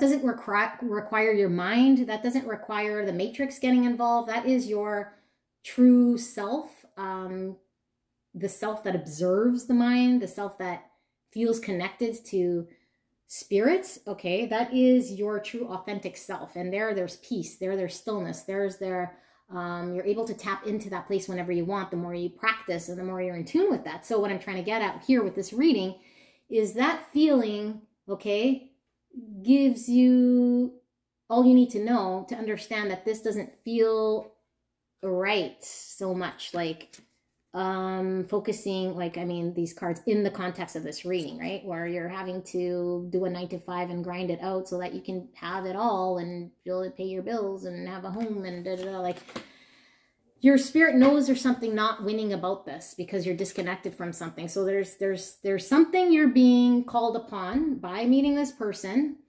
that you find within yourself, or that you're being called to find within yourself. And I feel like you just finally are coming out of being maybe combative, or feeling like this was a burden, or like, why is this person being like this? Like, they triggered me. Like, I met this person, they act like a jerk. Now I'm triggered, but now I'm in a state of, wait a minute.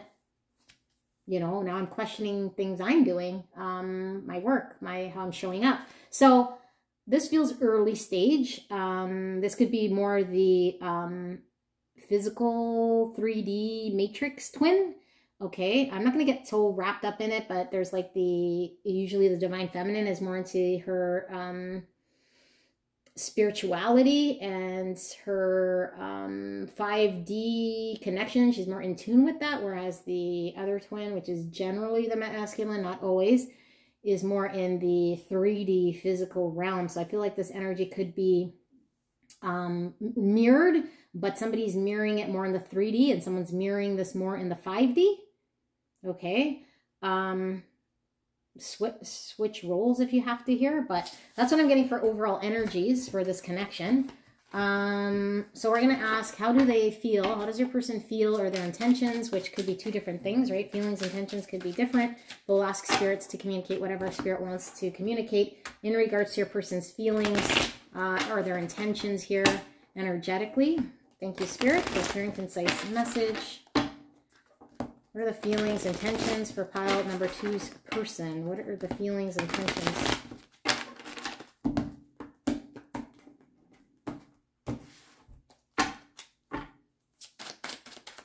Feelings, intentions, pile number 2's person. Feelings, intentions.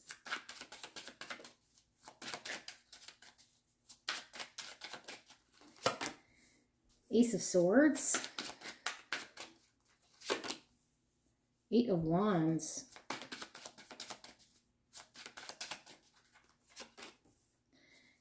Knight of Swords in reverse. 3 of Cups upright. And the Knight of Cups in reverse. How they feel and their intentions. Okay, so Ace of Swords right beside the 8 of Wands. And we do have a page here. That's all communication cards, okay? So I do feel like there's something here about communicating truth or acting in truth. Following one's truth. I feel like your person is on a being called. And I feel like so are you, because I feel there is a heavy mirroring happening here, whether this is in the 3D or 5D realm, but being called to. And again, I don't feel like this is in the 5D realm so much, because I feel like this is beginning. So you might have not have even tapped into that. But anyway, okay. So the Ace of Swords is moving in truth. Okay. And following our truth and what we're called to do. With the Eight of Wands, there's like this breakthrough, because I feel like we were seeing the 10 of Wands in reverse, and then we saw the Five of Swords in reverse. So I feel like that energy is kind of exiting, and so there's a breakthrough. There's new flurry of energy coming in here, which is great, because I think now there's a desire or some sort of embracing of truth that needs to happen, but I don't think the desire yet here, or there's still a combative energy in facing it, okay? There's still maybe a need to face what that truth is and to get very clear of what that is. So, but there's a combative energy here. Okay, I'm also hearing from Spirit, anyone who is in a period of no contact, there will be contact again. 100% your person's going to communicate, or there's going to be some reconciliation coming together here. Okay, and I think your person is being called to, if they are in a third-party situation here with another person, I'm hearing for some of you guys, but it could also be just with a third energy here that's interfering with your energy and them driving towards it. They're being really called to get into the truth here and follow whatever what they can see clearly for themselves here with the truth, in order for them to be able to, in this connection specifically, open their heart up to love. Because I feel like with the Princess of Cups in reverse, this is the beginning stages of opening one's heart up to, you know, to the trueness of letting love come in and allowing love to go out. Okay, but like the beginning stages, opening it up and being accepting, and it's blocked here because I feel like this person is resisting this truth here. Okay, but I do feel like there is a change, there's a breakthrough that has happened, and it could very well be that you guys are in a period of no contact. Okay, because I feel like there's something that has potentially happened there with the Five of Swords and the 10 of Wands. Okay, but it's in reverse. I feel like the brunt of the pain of that is kind of subsiding. And now there's a need to get clear and reflect and make movement and have communication about this. But I feel there is resistance, there is fighting, there's somebody here combative in some way. And they might be showing up in an aggressive way. So you don't understand it, you know, they're aggressive, they're fighting. It's because sometimes the truth hurts, and sometimes having that that is the breakthrough. You know, the breakthrough, if the person is like been in their ego a lot, or thought something to be true, or thought the third energy here, that other person, or their whatever they were deciding, their lifestyle, their whatever they were hung up on, or that's this energy, they're fighting for keeping it the same, because it's easy to stay in our comfort zone and not be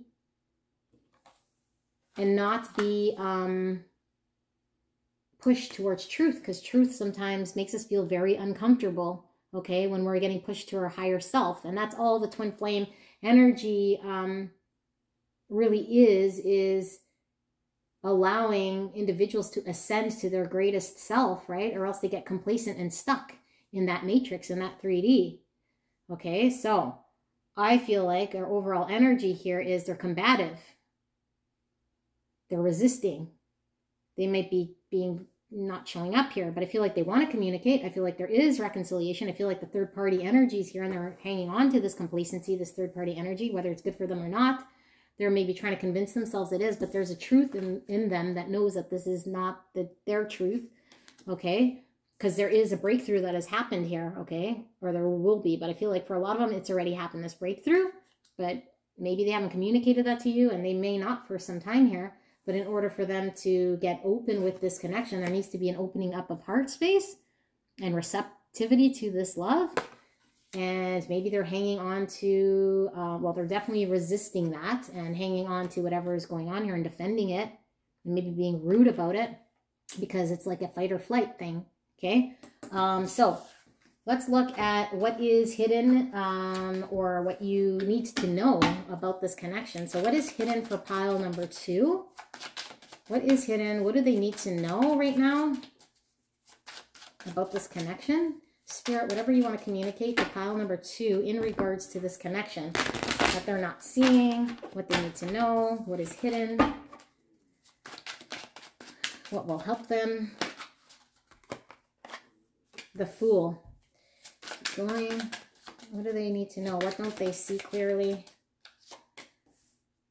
The Universe in reverse. That's the World card. Wow. Okay. What you don't see, what you need to know. 2 cards here. We have the Lovers in the middle, and then we have the 6 of Swords in reverse. And then we have the Devil at the end and Justice. Wow. Major, major, major, major, major. Only 1 card isn't a major arcana.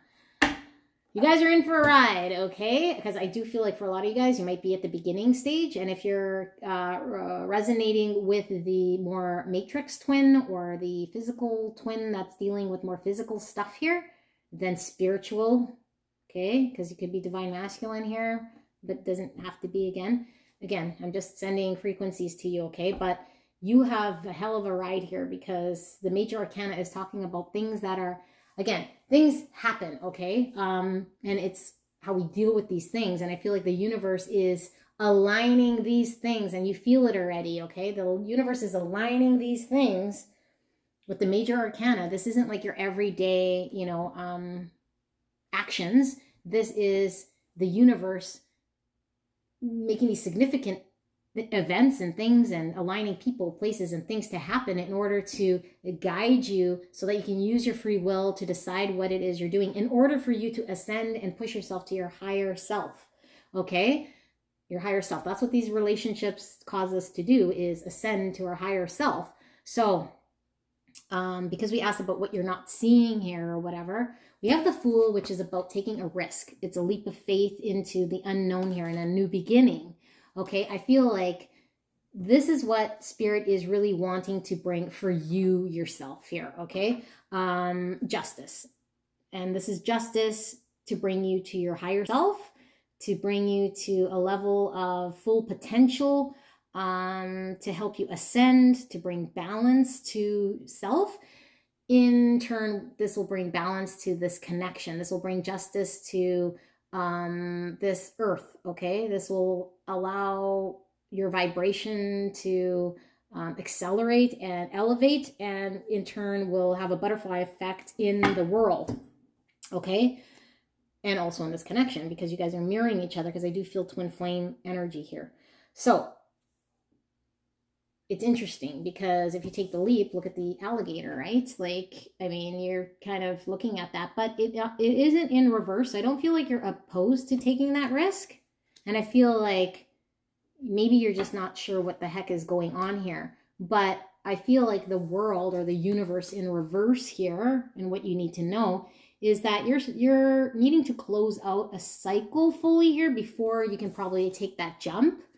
Because it's not quite upright, or it's not upright, so it's not quite finished, okay? And this is like, this is the embryo card for me, like when something ends successfully, because the world is successfully closing a cycle, we graduated, and then it's like, hey, now we need to move on to the next phase of life. But it could be like that summer where we're just finished school and nothing started yet. So we're in the incubation period where we're preparing for the next cycle. I think you're just wrapping something up here, okay? But I don't feel like you've had time to even process. I don't even think you had time to be in the embryo so much. I think you're like still maybe finishing your last exam. Well, no, you're not really finishing your last exam. I think you wrote your exams. I'm just using the school analogy, okay? So you guys might be in school. You guys might be in university, or we're very young here. But I feel like there's an energy here of you are like in that final week of school, but then you know that you're going to have the summer off before then you got to go do your next thing here, okay? So this is kind of the stage that I'm seeing, and the next thing that you know, when you go into university, you're taking this leap of faith, right?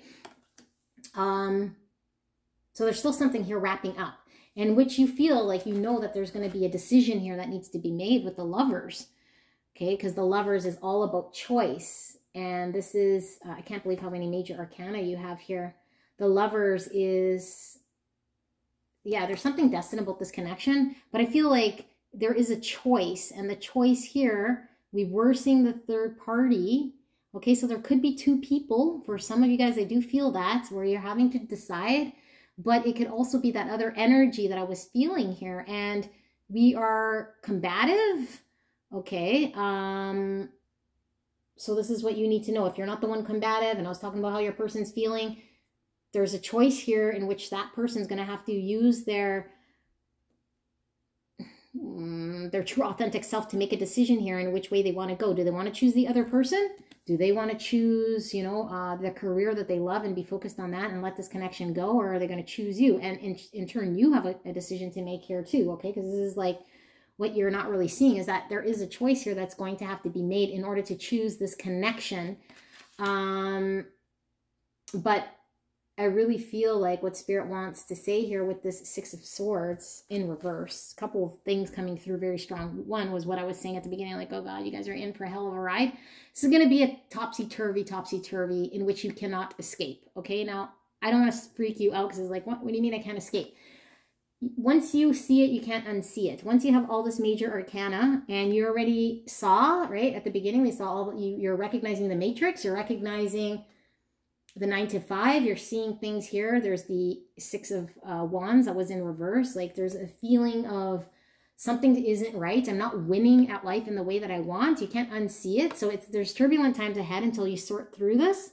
Okay, you're not alone. There's lots of videos on the internet, but sorting through all that's going to be turbulent. Okay, so there's still rough waters ahead, but in this connection specifically, I feel like there's no escape either because it's going to keep rearing its face until you do what it is you're supposed to do here, okay? And I feel like it's going to keep you bound to this situation here, okay? And it might feel like you're obsessing over this person, and it might feel like you're, like you're obsessing over this person, almost like it's a toxic mental thing that you're stuck in and you cannot escape, okay? You feel like you cannot escape your thoughts, and it doesn't feel good, okay? And people can say, well, that's twin flame and it's toxic. And it's like, yeah, thoughts that keep repeating could put you in a really dark place. And that's why it's important to know that this is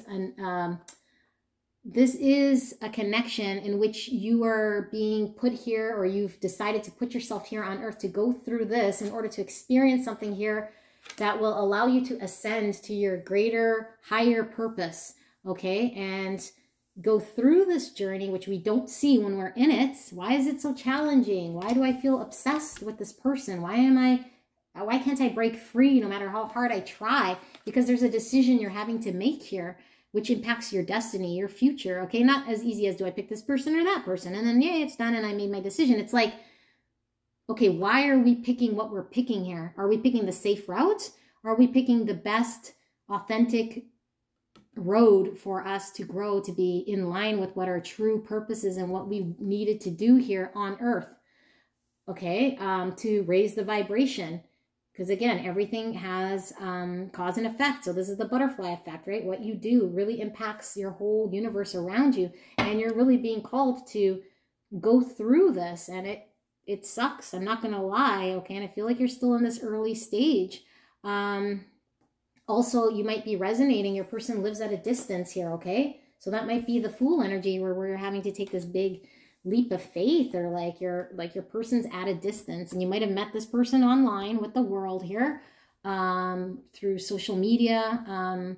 But I feel like there is distance between you and your person, okay? But it is very, very, very, very strong connection here with this person, in which I feel you're not able to mentally escape from. It's like this, yeah, okay? So, and you might be resonating with the Gemini energy. I also have Capricorn here. I have Libra. So let's take a look at what happens next, like what energy is coming in next here. I'm just kind of reading the cards as they're coming out. If it's not really, you know, whatever, because that was what's hidden. Maybe that you didn't know. Maybe somebody needed to hear that information, because that was kind of like what you need to know.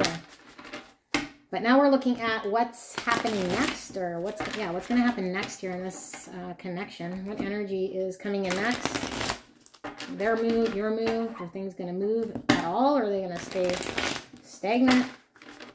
For all that major arcana, I'm feeling there's a lot coming in the next bit for you guys, okay? Brace yourself. Spirit, clear and concise for pile number 2. For the greatest, highest good for pile number 2. What is next in this connection? What energy is happening, shifting next in this connection?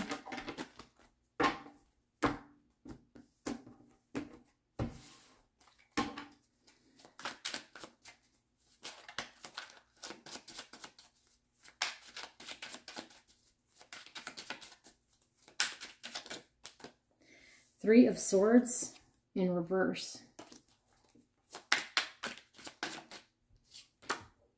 Empress in reverse.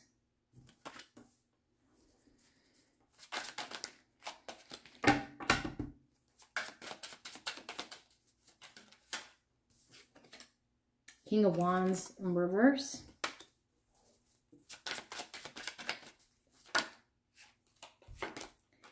Ace of Pentacles in reverse.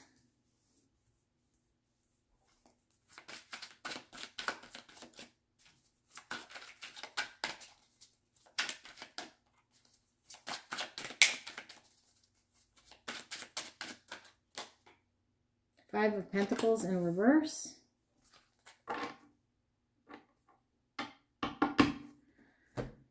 All your cards are in reverse. One major arcana here, which is the Empress in reverse. And the Empress is representative of the divine feminine. We all have masculine, feminine, okay? And what energy is happening next? You might have to flip the script depending on who's who in this connection, but I feel like there's definitely blocked love here, okay? Because we were seeing the Page of Cups in reverse, so we already knew that there was a blockage in love. But this being right beside the Three of Swords, there's an opportunity here to heal past wounds and traumas, okay? Now, I don't know if I mentioned that in this pile, but I mean, there's lots on the internet where it's like, you got to do all these things to get your twin flame and heal all your childhood wounds, and you got to do blah, blah, blah, blah, blah. So it's not even about having to do all of this stuff in order to get to your twin flame person or whatever. It's you ascending, and this is the journey here. It's like, in order for you to be the greatest potential of yourself, if you're carrying traumas or if your heart is wounded in a way that isn't allowing you to fully feel love and be open and receptive to love in the way that you're authentically put on earth to do, that divine spirit wants you to experience for yourself, because everyone deserves to feel their love, however they're intended, their full potential to feel and receive and give.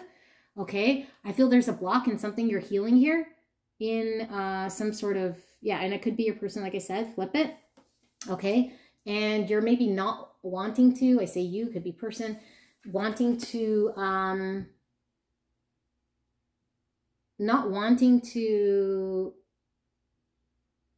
do anything here, like move forward in any way, like not wanting to ground the connection. You might be thinking like, I can't do anything here, so I'm just not gonna, I'm not even going to, you know, move forward in this connection in any way or make something happen here that's going to like ground or make this a reality here. And with the Five of Pentacles, this is being left out in the cold and feeling like really shitty. Okay, but I feel like this in reverse is telling me like you're going to get out of this state of feeling like a lack. Okay, like I can't do anything about this. I don't have the confidence to move forward. I don't have yeah, like I don't have the confidence to move forward. I don't have the ability to do anything here, blah, blah, blah. Like that's a state of temporary that you will get out of. And the more you do your heart healing here, and what I mean by heart healing is really dealing with those traumas, okay, it will free yourself up in order to be open to love. And then, you know, if you do want to invest here in this connection eventually, but there's nothing to invest here, because I feel like you're needing to deal with some heart things here, okay? And face that and be courageous to face that. But I feel like you're not confident with these two cards. You're not confident in this connection. It's like, am I even able to bring the right thing here? Because you're looking at it from, again, this physical matrix type world perspective. Again, could be your person that I'm picking up here, okay? But this perspective of, can I be a husband? Can I provide you know, my Empress with this or that, or can I show up in a way and all these things that we think maybe the other person's needing or that we're having to do in a traditional way because that's what society is telling us, right? But all of that stuff kind of goes away when we do our heart healing, to the extent of after healing our heart, we become more spiritual in nature because we get to know ourselves and connect with source. Okay, this is probably a little bit higher than where you're kind of in maybe in this connection, but if you watch pile number 1, you might then understand like what's the purpose of this, because you might be asking a shitload of questions here, right? And the purpose here where you're at in this journey is healing the trauma of the heart, which is, you know, that of which we're carrying in our heart. But that it doesn't stop there, because the journey keeps going. You know, the journey keeps going after this, after you feel like, okay, I've given up resentments. I understand that maybe I was abandoned, or maybe that relationships around me when I was a child left me with these scars, or that I've been guarded and not letting people in. I've been having a lot of sex without love, trying to look for love in all the wrong places, whatever these things are. And then you become understanding. And there's one thing to understand it and another thing to heal from it and forgive from it. And this is why I'm saying this is a big journey, okay? But then after all of that, then it becomes, you know, you then finding, because then you're on neutral ground, okay? You've healed. I mean, you can't completely heal everything, but you've healed to the ability of neutral ground. And then it becomes, what is my purpose? And the closer you get to yourself, and you start to push yourself closer to your full potential. And there's always things to be revealed, and there's always more. And you understand you're an infinite being with limitless ability to create something here, okay? And this is after, and maybe you're creating during healing yourself, but after, you know, you being in the thick of healing your heart, there is this ascension of self that gets even more elevated and more in tune with who you are authentically here, okay? So big journey ahead, but I feel like what's happening next here is someone here is doing their heart work, okay?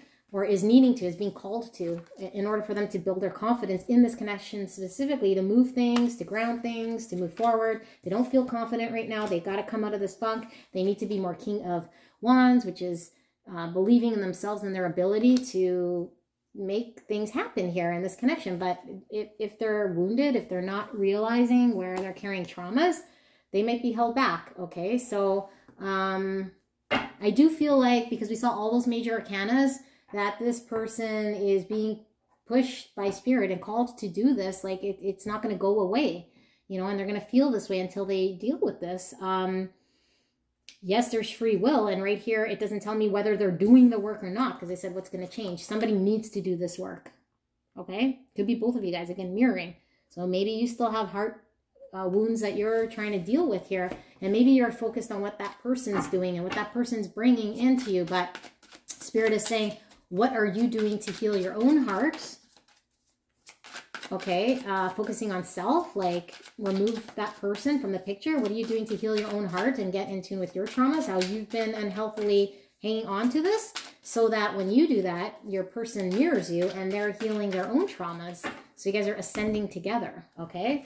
Yeah, because again, like when we're vibrating at a level, we attract other energies that are vibrating in similar energies, okay? It doesn't have to even be your twin flame, just people around you. Like if you start to elevate and vibrate at a frequency, people around you that are in a lower frequency can either up their frequency or not match it and fall away, okay? That's why people we have in our lives, sometimes they fall away, because we evolve.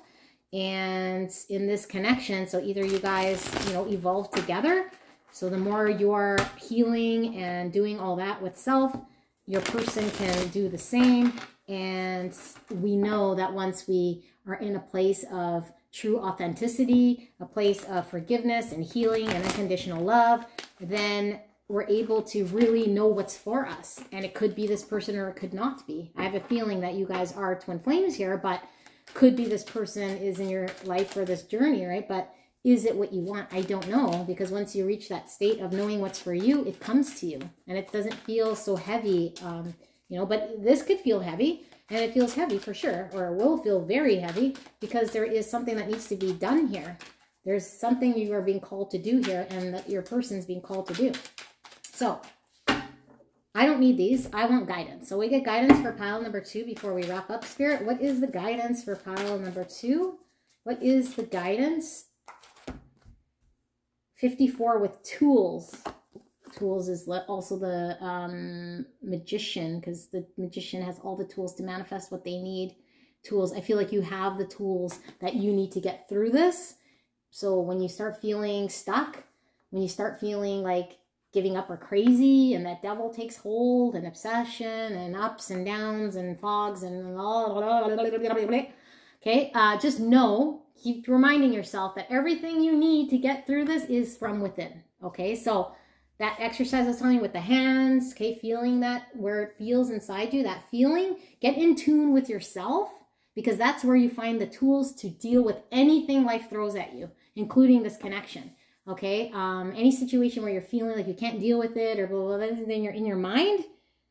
Okay, and then you feel like you need to seek YouTube videos, you need to seek books, you need to seek outside, but it's like you don't need to seek any of that stuff. All you need to do is, you know, feel your oneness within yourself, and there lies the answer. And those are the tools you need to get through this in order to ascend to your highest vibration, your full potential here. Number 54. So number 9. So that's coming to an end of something as well. And we saw the world. So yeah, you're probably exiting a cycle here. Okay. So buckle up, because there's many more, and it is the world, which is a successful thing. So I think you've done well. I think you did good. Okay. And you're saying probably, what? This is only the beginning. Yeah, it's only the beginning. And I still don't even know if there's an end, right? Like, I don't know, but all I'm saying is you're still very much at a beginning of something here, although you are concluding something here that successfully, and you did it with your ability to get through. But now Spirit is calling you to use something different that you didn't use in that first successful cycle. Okay, and where that comes from, it might be more challenging and push you and push you and push you, because in order for us to grow and heal, okay, healing is one thing which we push ourselves and it feels uncomfortable, right? Because healing is never really comfortable when we push ourselves, because it's good to hear things that comfort us and make us feel okay, but we might never heal. So once we start hearing truths and having to deal with this, it's uncomfortable, but then we heal and then we push ourselves. So that stage was that heart healing thing, which I feel requires one tool. It's like, how do you deal with the truth? Or not one tool, could deal with different tools, but one dimension of tools. Okay, just again, frequency, if you're following me. If you're not, then just bear with me. But in this next phase, you're gonna have to tap into a part of yourself where these other tools that you might have not have used need to come out. But just know that all those tools that you need for every phase is within you, because you are source and universe.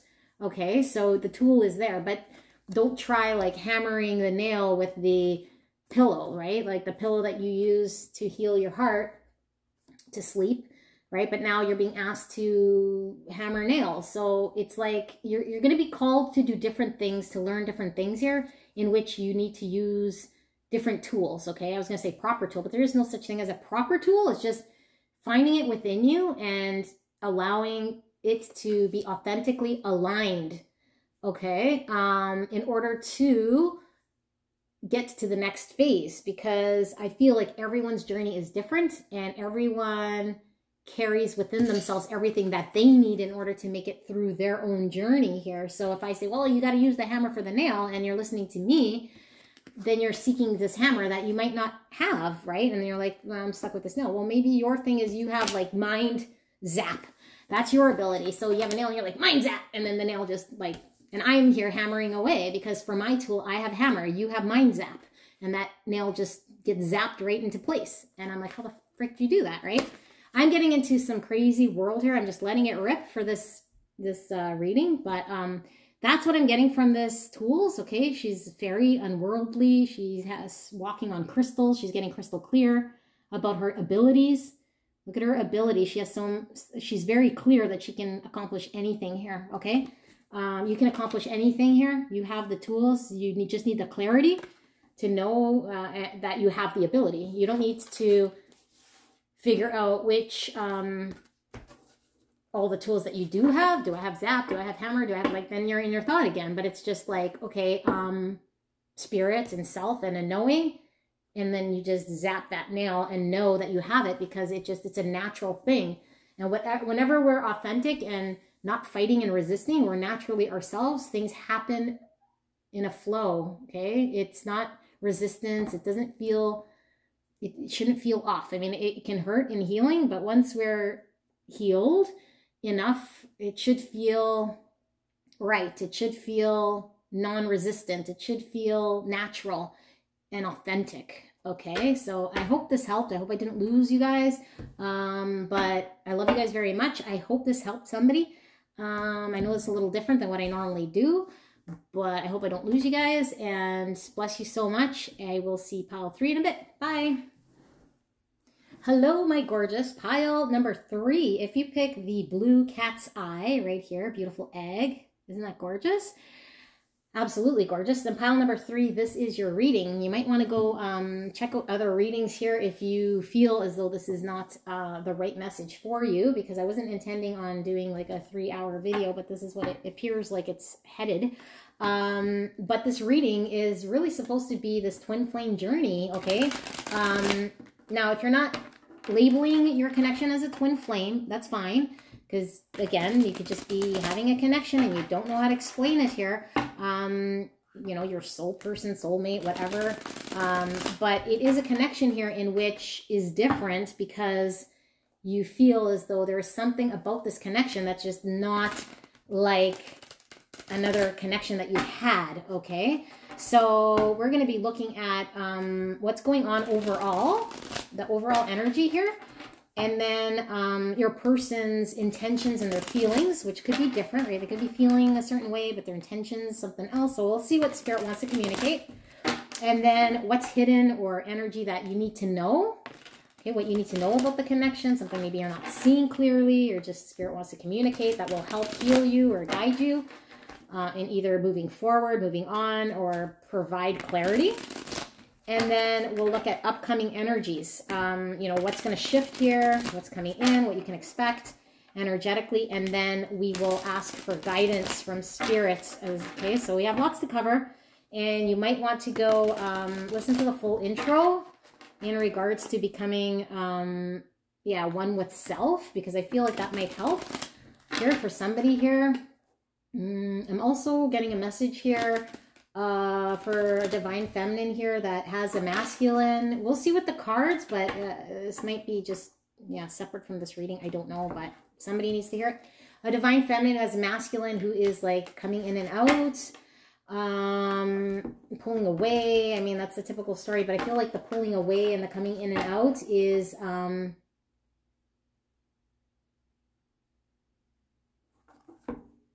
Spirit was saying for her to know that he is aligning. Like if it feels like when he comes in,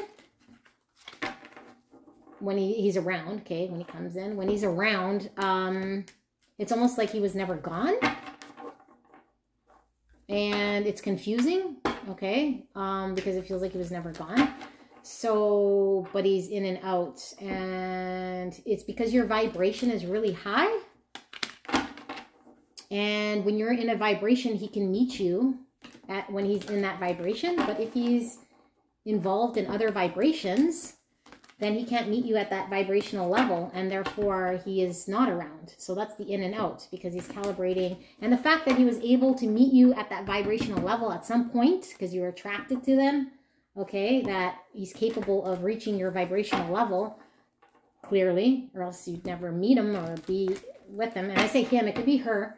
Okay, but anyway, so that's why he's coming in and out, or she, because there's a calibrating of energy here where somebody is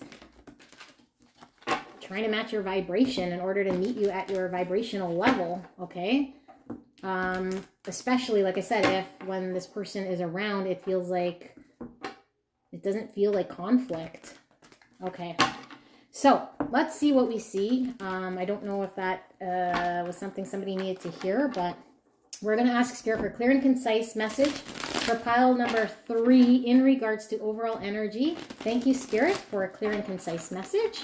And thank you so much, pile number 3, for allowing me to tap into your energy and the energy around you. And like I communicated to the other piles, I'm not tapping into your person's energy directly because I believe in having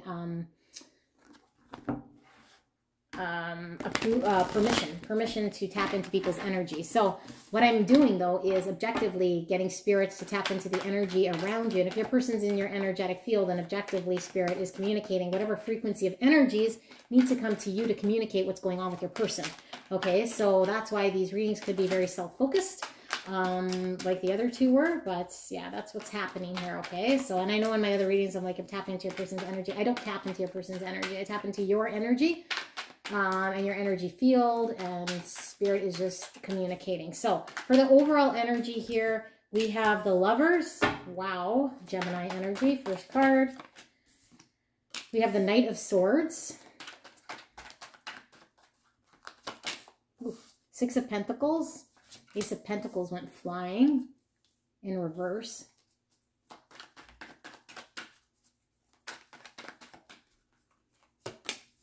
And the King of Wands. I was going to say the Devil. King of Wands. Okay. I'm tempted to pull another row here for you guys. Okay, why is the Lovers here? The Page of Pentacles in reverse. Why is the Knight of Swords here? We got the Knight of Pentacles. Why is the 6 of Pentacles here? 10 of Cups. Beautiful. Why is the Ace of Pentacles in reverse? We got the 4 of Swords. And then finally the King of Wands. Don't tell me I got the Queen of Wands. Okay, Justice in reverse. And the King of Cups at the bottom of the deck. Interesting. All right, well, we see 2 kings. King of Cups at the bottom of the deck and the King of Wands. Normally when I see 2 kings, could be 2 people.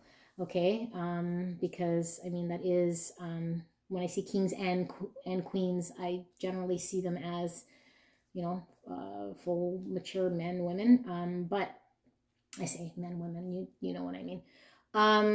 Okay, so, but what I'm really feeling here with the bottom of the deck with this King of Cups, this is about a emotional,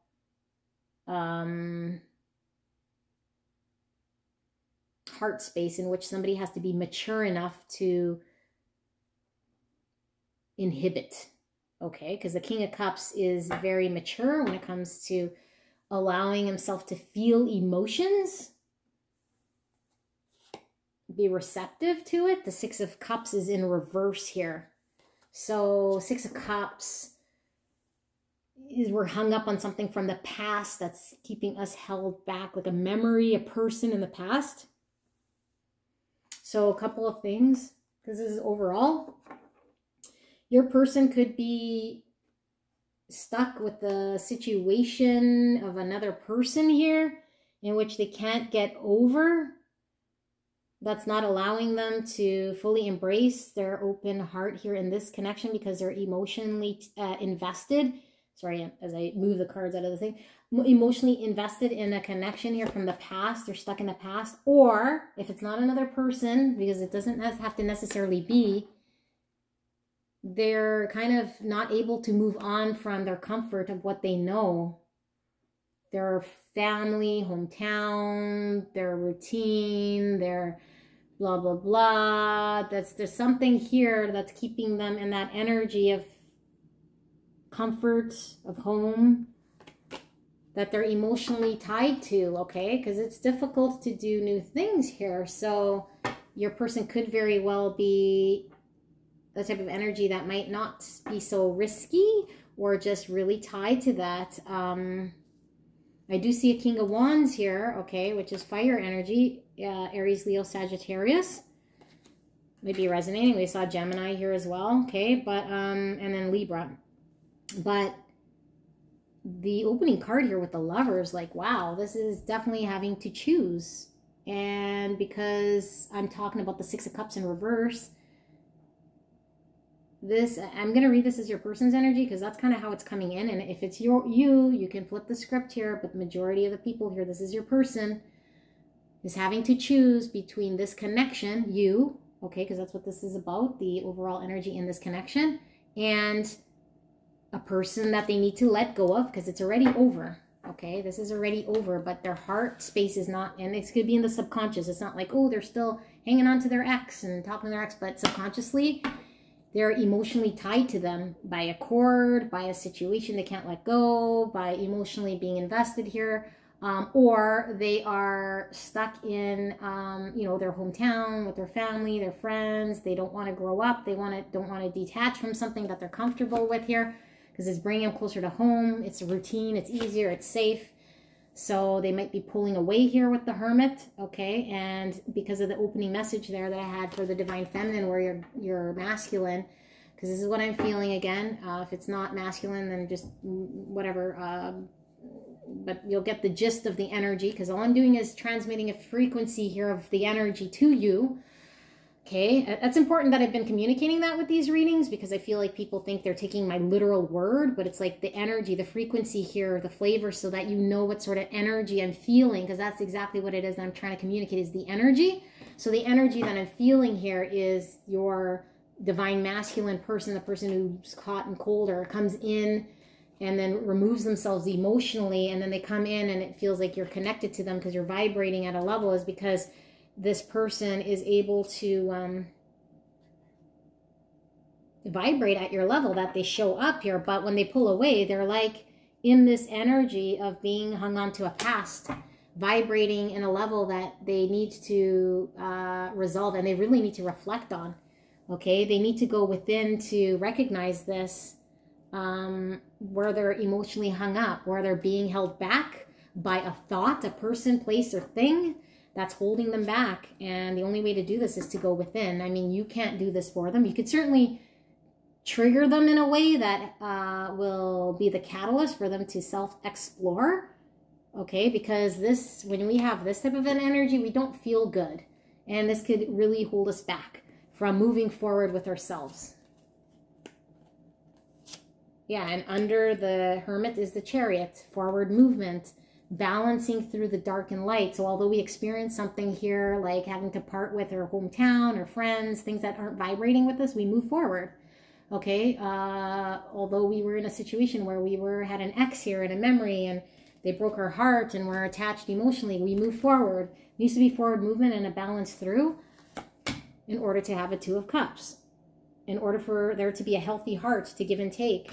This King of Cups needs to be healthy, not hung up on something in the past or a home thing, in order for them to be receptive, to give and receive love at a level that can engage in this connection, move forward with the Chariot in this connection by choosing this connection. And in order to choose this connection, they can't just choose you, okay, and then be like, it's done, I chose you. It's like, in order to choose you, they have to choose to resolve why they're hung up on something here, or held back by some childhood something. And in order to do that, they got to go Hermit, they got to go within, they got to ask Source, they got to ask Spirit, they got to want to heal, they got to want to reflect, they got to want to, you know, be in a Knight of Swords energy. Okay, the Knight of Swords is like really determined to face a challenge, a battle. And if this is battling themselves, they got to really challenge themselves in why are they choosing what they're choosing. Why are they choosing to be, why are they choosing to be hung up on a person, place, or thing? Is it out of safety, comfort? Does it feel too out of their comfort zone to move or to release themselves, or to admit to themselves maybe they did something in the connection with the past person that, you know, was them, or maybe their past person did something unfair, but what would it mean to heal that, right? So they have to come from an angle of this Knight of Swords, which is really being completely ruthless, because that's how we heal. You got to be ruthless with the truth. I mean, yeah, you can delicately deliver truths, but at the end of the day, the truth is the truth is the truth, okay? And just the raw, cold truth of dealing with what they're dealing with. In order to choose this connection, and to choose the connection, they got to choose that looking at themselves and all of that stuff that still needs to happen here, okay? That's a lot, but we have the Six of Pentacles in the middle, and this is like, yeah, this is in order for there to be that Two of Cups. Okay, in order for you guys to be able to, in this world, in this 3D world, share with one another. Okay? In this 3D world, share with one another. But doesn't mean that you can't share with your person. Again, I know a lot of you guys are here because it's like your person, they're not, maybe not showing up in this 3D world, but maybe like in this 3D world, and this is what matters because this is the world we live in, but it's like you could very well be in a 5D connection or connecting with your person spiritually someplace, but you know, what are we wanting here from them in order to balance out this 3D world and show up in a way that maybe we're wanting them to show up, or how we can show up in a give and take. And in order to do that, something needs to be manifested at the beginning seedling here with the Ace of Pentacles, because we plant that thing, right? We say, hey, do you want to be my boyfriend or my girlfriend, or you know, do you want to move in with me, or something here that we got to do in order to build from this Ace of Pentacles to this Six of Pentacles, where we're now, you know, seeing each other, giving each other, picking each other up, and going on dates and doing all this type of stuff.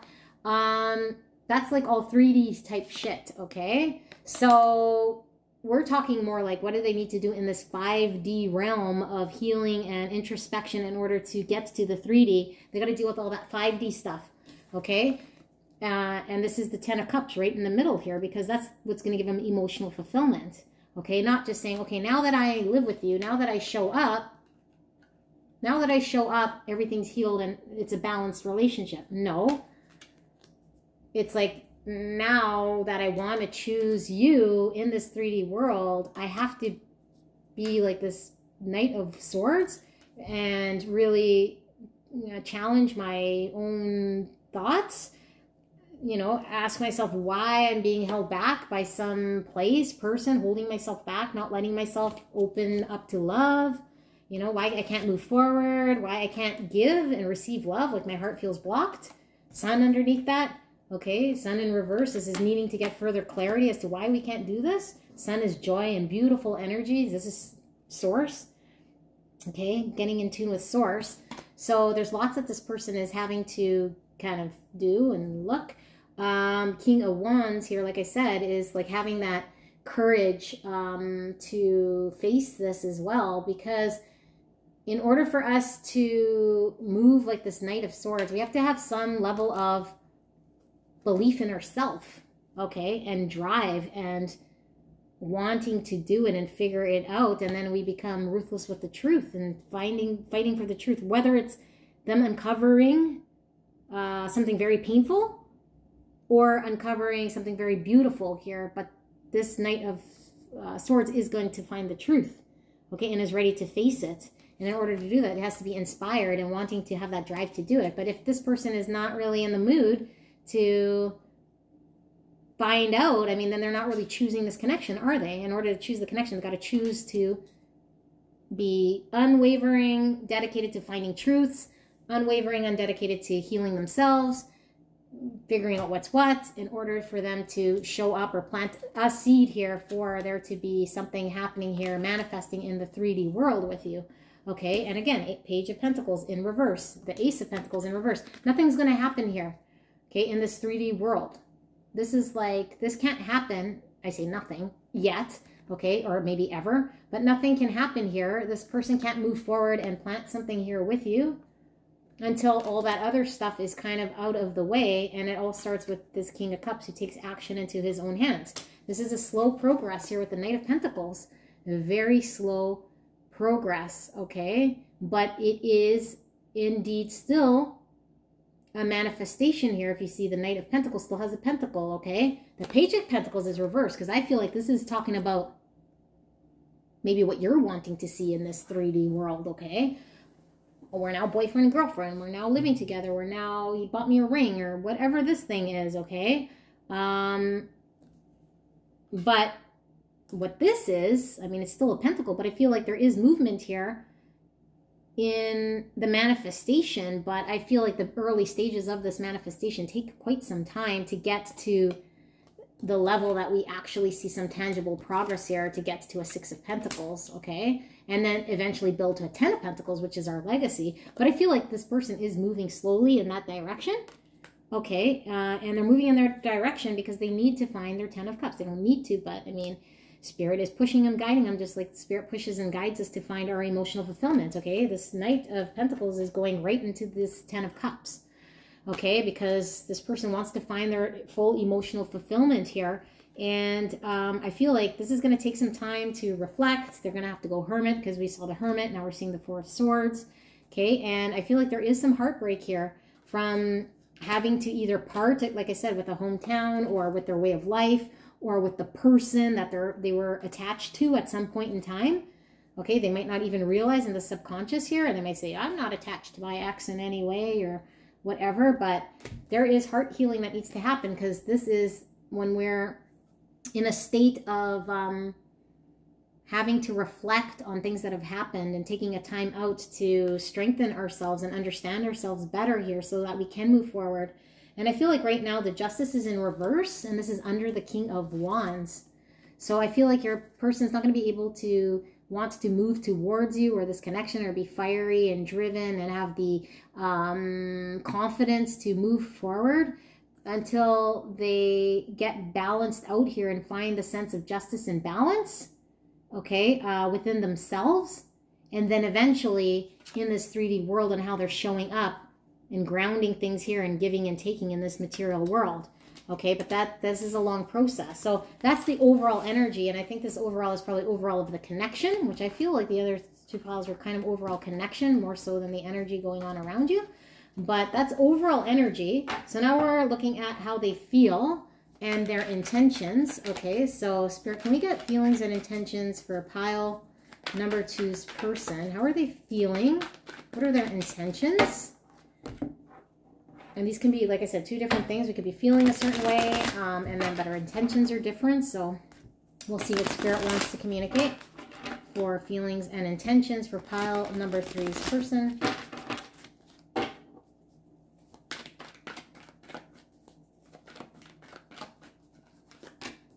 We have the 7 of Cups in reverse, and we have the 4 of Cups upright. The Sun in reverse. We're seeing that kind of in the bottom of the deck there. Still in reverse. The 10 of Cups in reverse. Sun and 10 of Cups is beautiful. I mean, they're both in reverse, but beautiful cards. And we have the Ace of Swords. I am feeling this one as well. Knight of Pentacles now in reverse. And the bottom of the deck, we have the 9 of Cups in reverse, upright. So it doesn't matter because I'm just reading the energy. Okay, so person's feelings, intentions here, blah, blah, blah. Okay, so I feel like your person could be in a mode of having to deal with self, okay? Because, I mean, the 9 of Cups is wanting to come in reverse, but whether it's upright, reverse, this is more about a self card and finding self-fulfillment, okay? So I feel like because we asked what your person's intentions or feelings, they're intending on finding their full happiness for themselves, okay? So they might be a little bit selfish right now, or you might find them selfish. But are they really selfish, or are they really choosing this connection? Indirectly.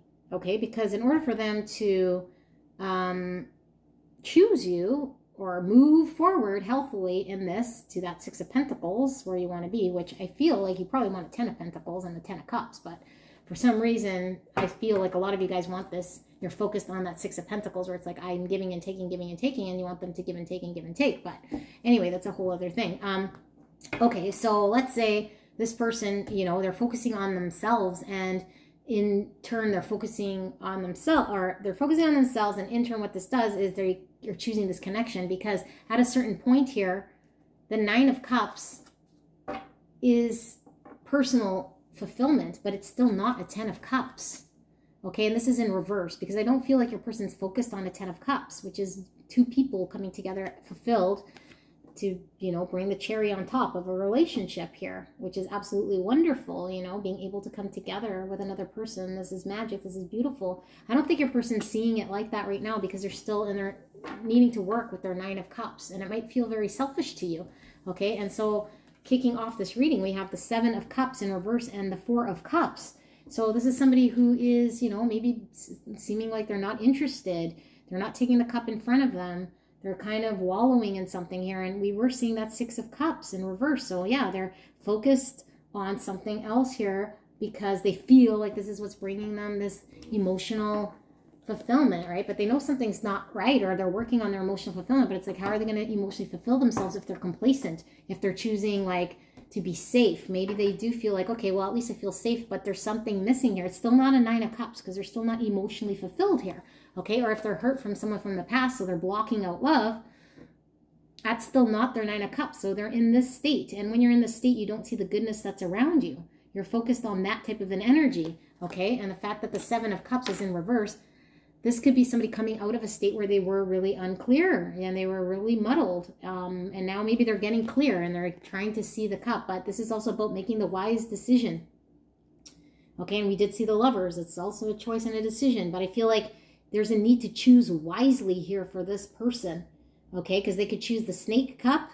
Okay, to focus on the ex that broke their heart, or the trauma that left them stunted because father left mother, or to choose staying with Tommy and Timmy in their hometown because they are high school friends, and God forbid I move out of my hometown because there's an unknown element to that, right? So there's this thing about needing to choose wisely in order for them to expand and ascend to their greatest potential, because they could be held back and not expand themselves, okay? But then they're held back.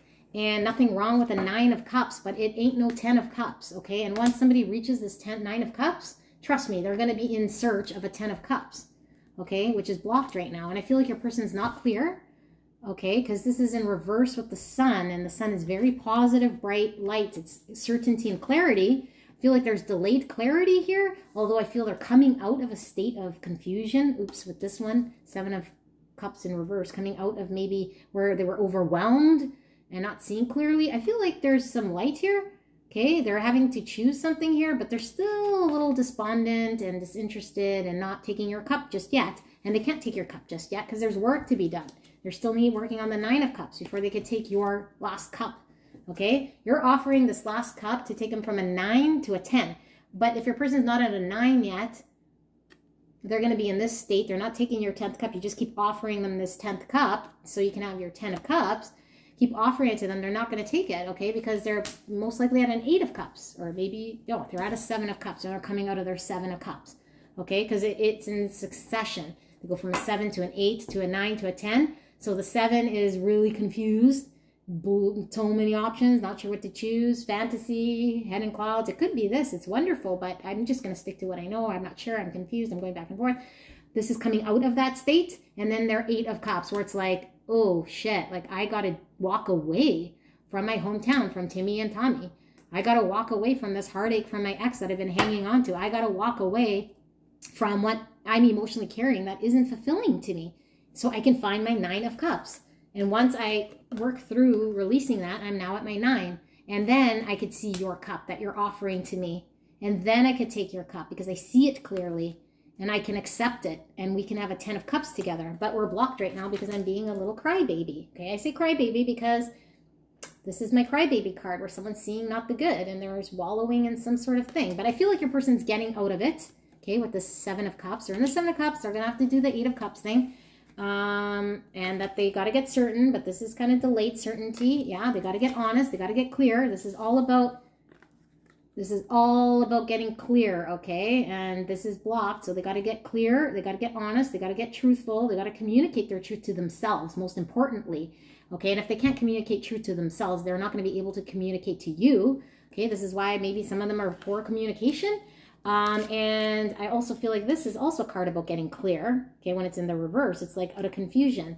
Make sense of it. Choose wisely. Choose wisely. See what, see clearly. Move in truth, okay? And yeah, this is why they're not moving, okay? The Knight of Pentacles. Now this one is in reverse, but this is, I'm seeing this one as the practical side now in the 3D world, which is moving forward with offering this thing that's going to ground this connection, is blocked until the emotional, spiritual thing is done, okay? Until they can resolve whatever 6 of Cups is going on inside them. And I think they need to experience an 8 of Cups here when it comes to things that aren't fulfilling them. Okay, so that's the overall energy of how they're feeling and their intentions. So when I go back to their intentions and you're thinking, well, why does this person keep being cold? Or like I said, for the divine feminine at the beginning, right? And it's like, this person isn't doing this to hurt you.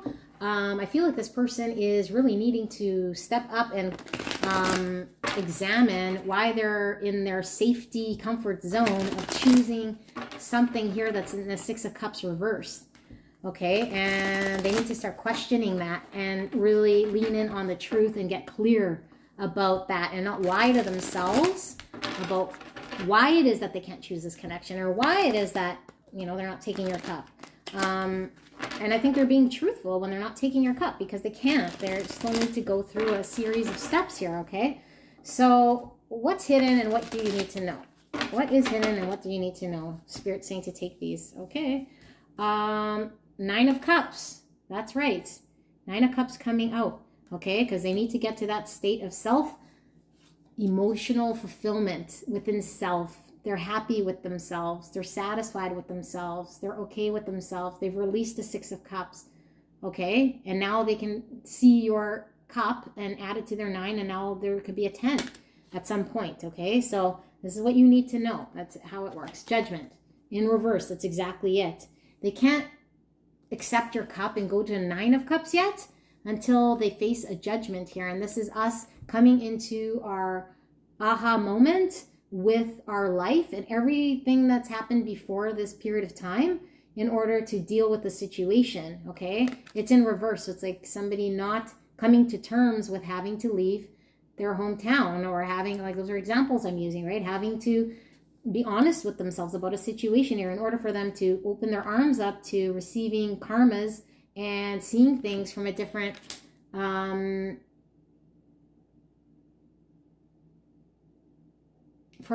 of hanging on to a trauma. Now they've released parts of what they need to release in order for them to, what's the word here, Spirit?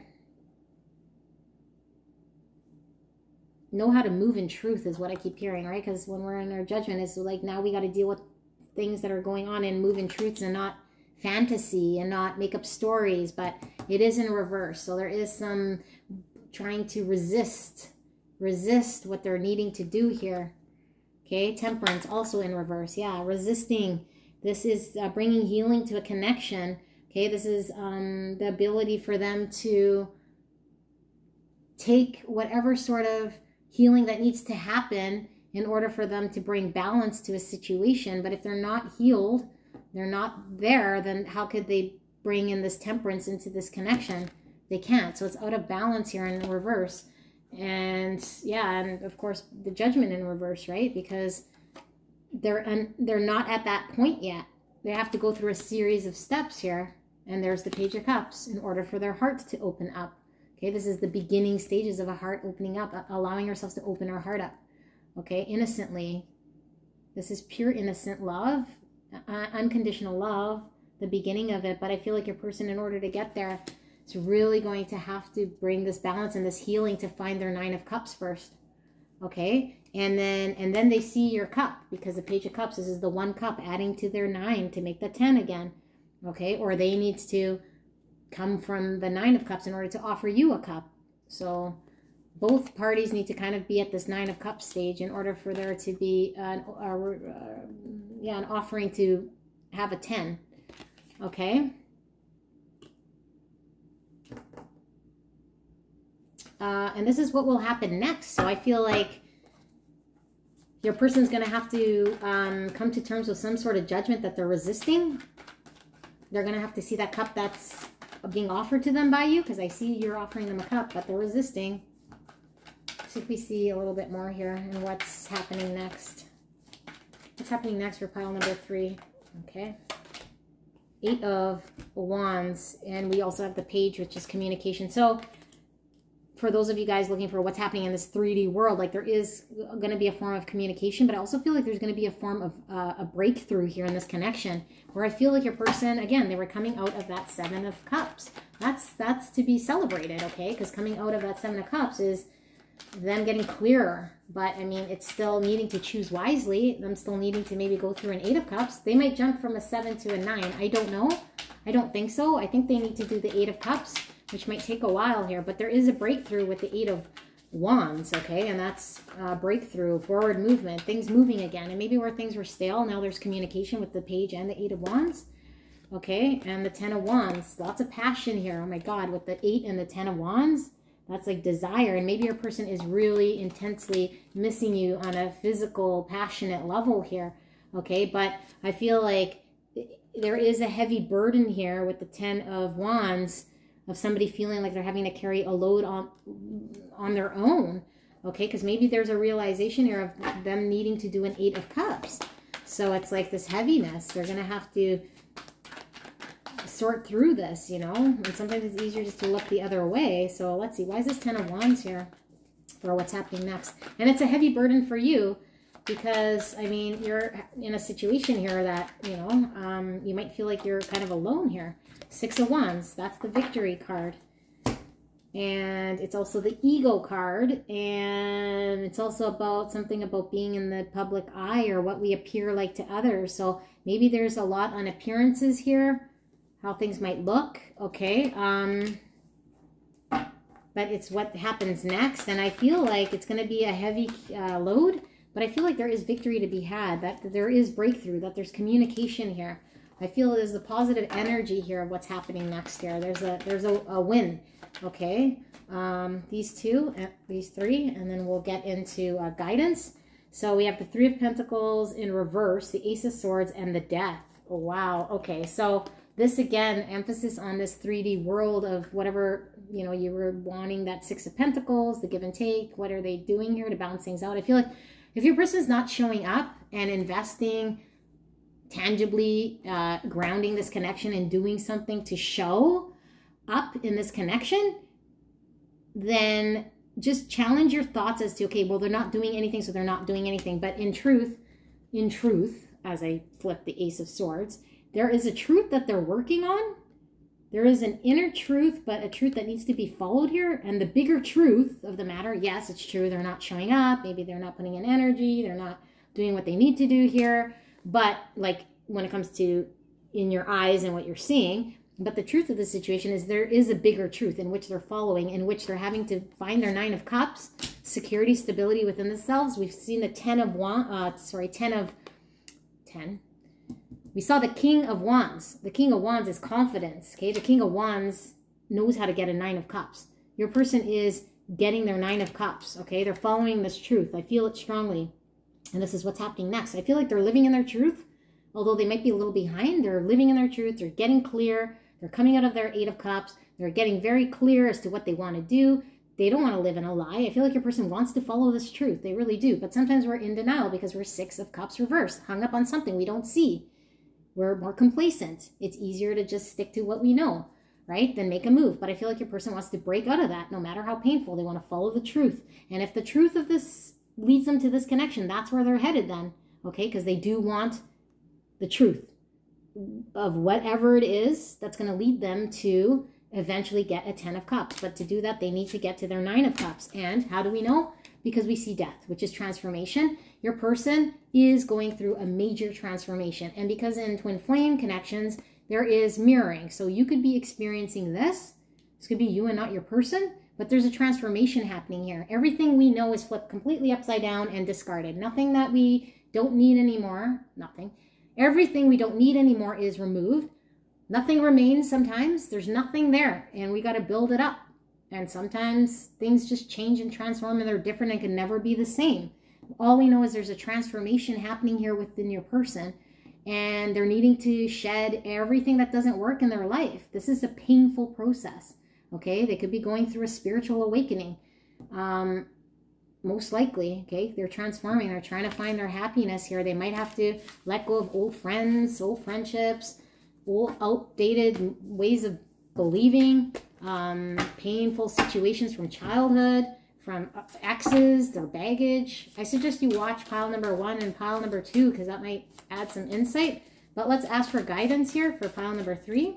Let me get some guidance for pile number 3, Spirit. We got between 51. Look at that. We saw the death right before this. Worlds inside of worlds. okay, transitioning from one world to the other world, which we can't unsee anymore. Look how beautiful and colorful that world is. They're in between worlds right now. Your person is transitioning from their world, which is what they know, the Six of Cups in reverse. That's what they know. Okay, they think it to be true, and it is true because that's their perception. But I mean, do they need to hang on to the pain? Do they understand that they could do something about it? Do they want to do something about it? I think so, with the Ace of Swords. They want to get clear, but sometimes we don't know what we don't know. And I feel like there's a transition, them coming into your world, or at least exiting their world, okay? Whatever their old world is. And in order to do that, they have to shed whatever and transform. But I feel like it's connected to your world because I do feel like there's a twin flame energy here, okay? And I feel like once they leave that world, I think you guys are closer to worlds, okay? I'm also getting the Lovers again. This is 51, which is number 6, which is Lovers, and that choice. There's a decision to choose this connection that they could make, that they are making, I feel. It's just going really shit slow, okay? But there's free will. And at any point, your person cannot go through that door. But I mean, look how beautiful the colors are here, okay? Absolutely beautiful. Someone looks hesitant or skeptical, and someone's coming in on a valiant horse, okay?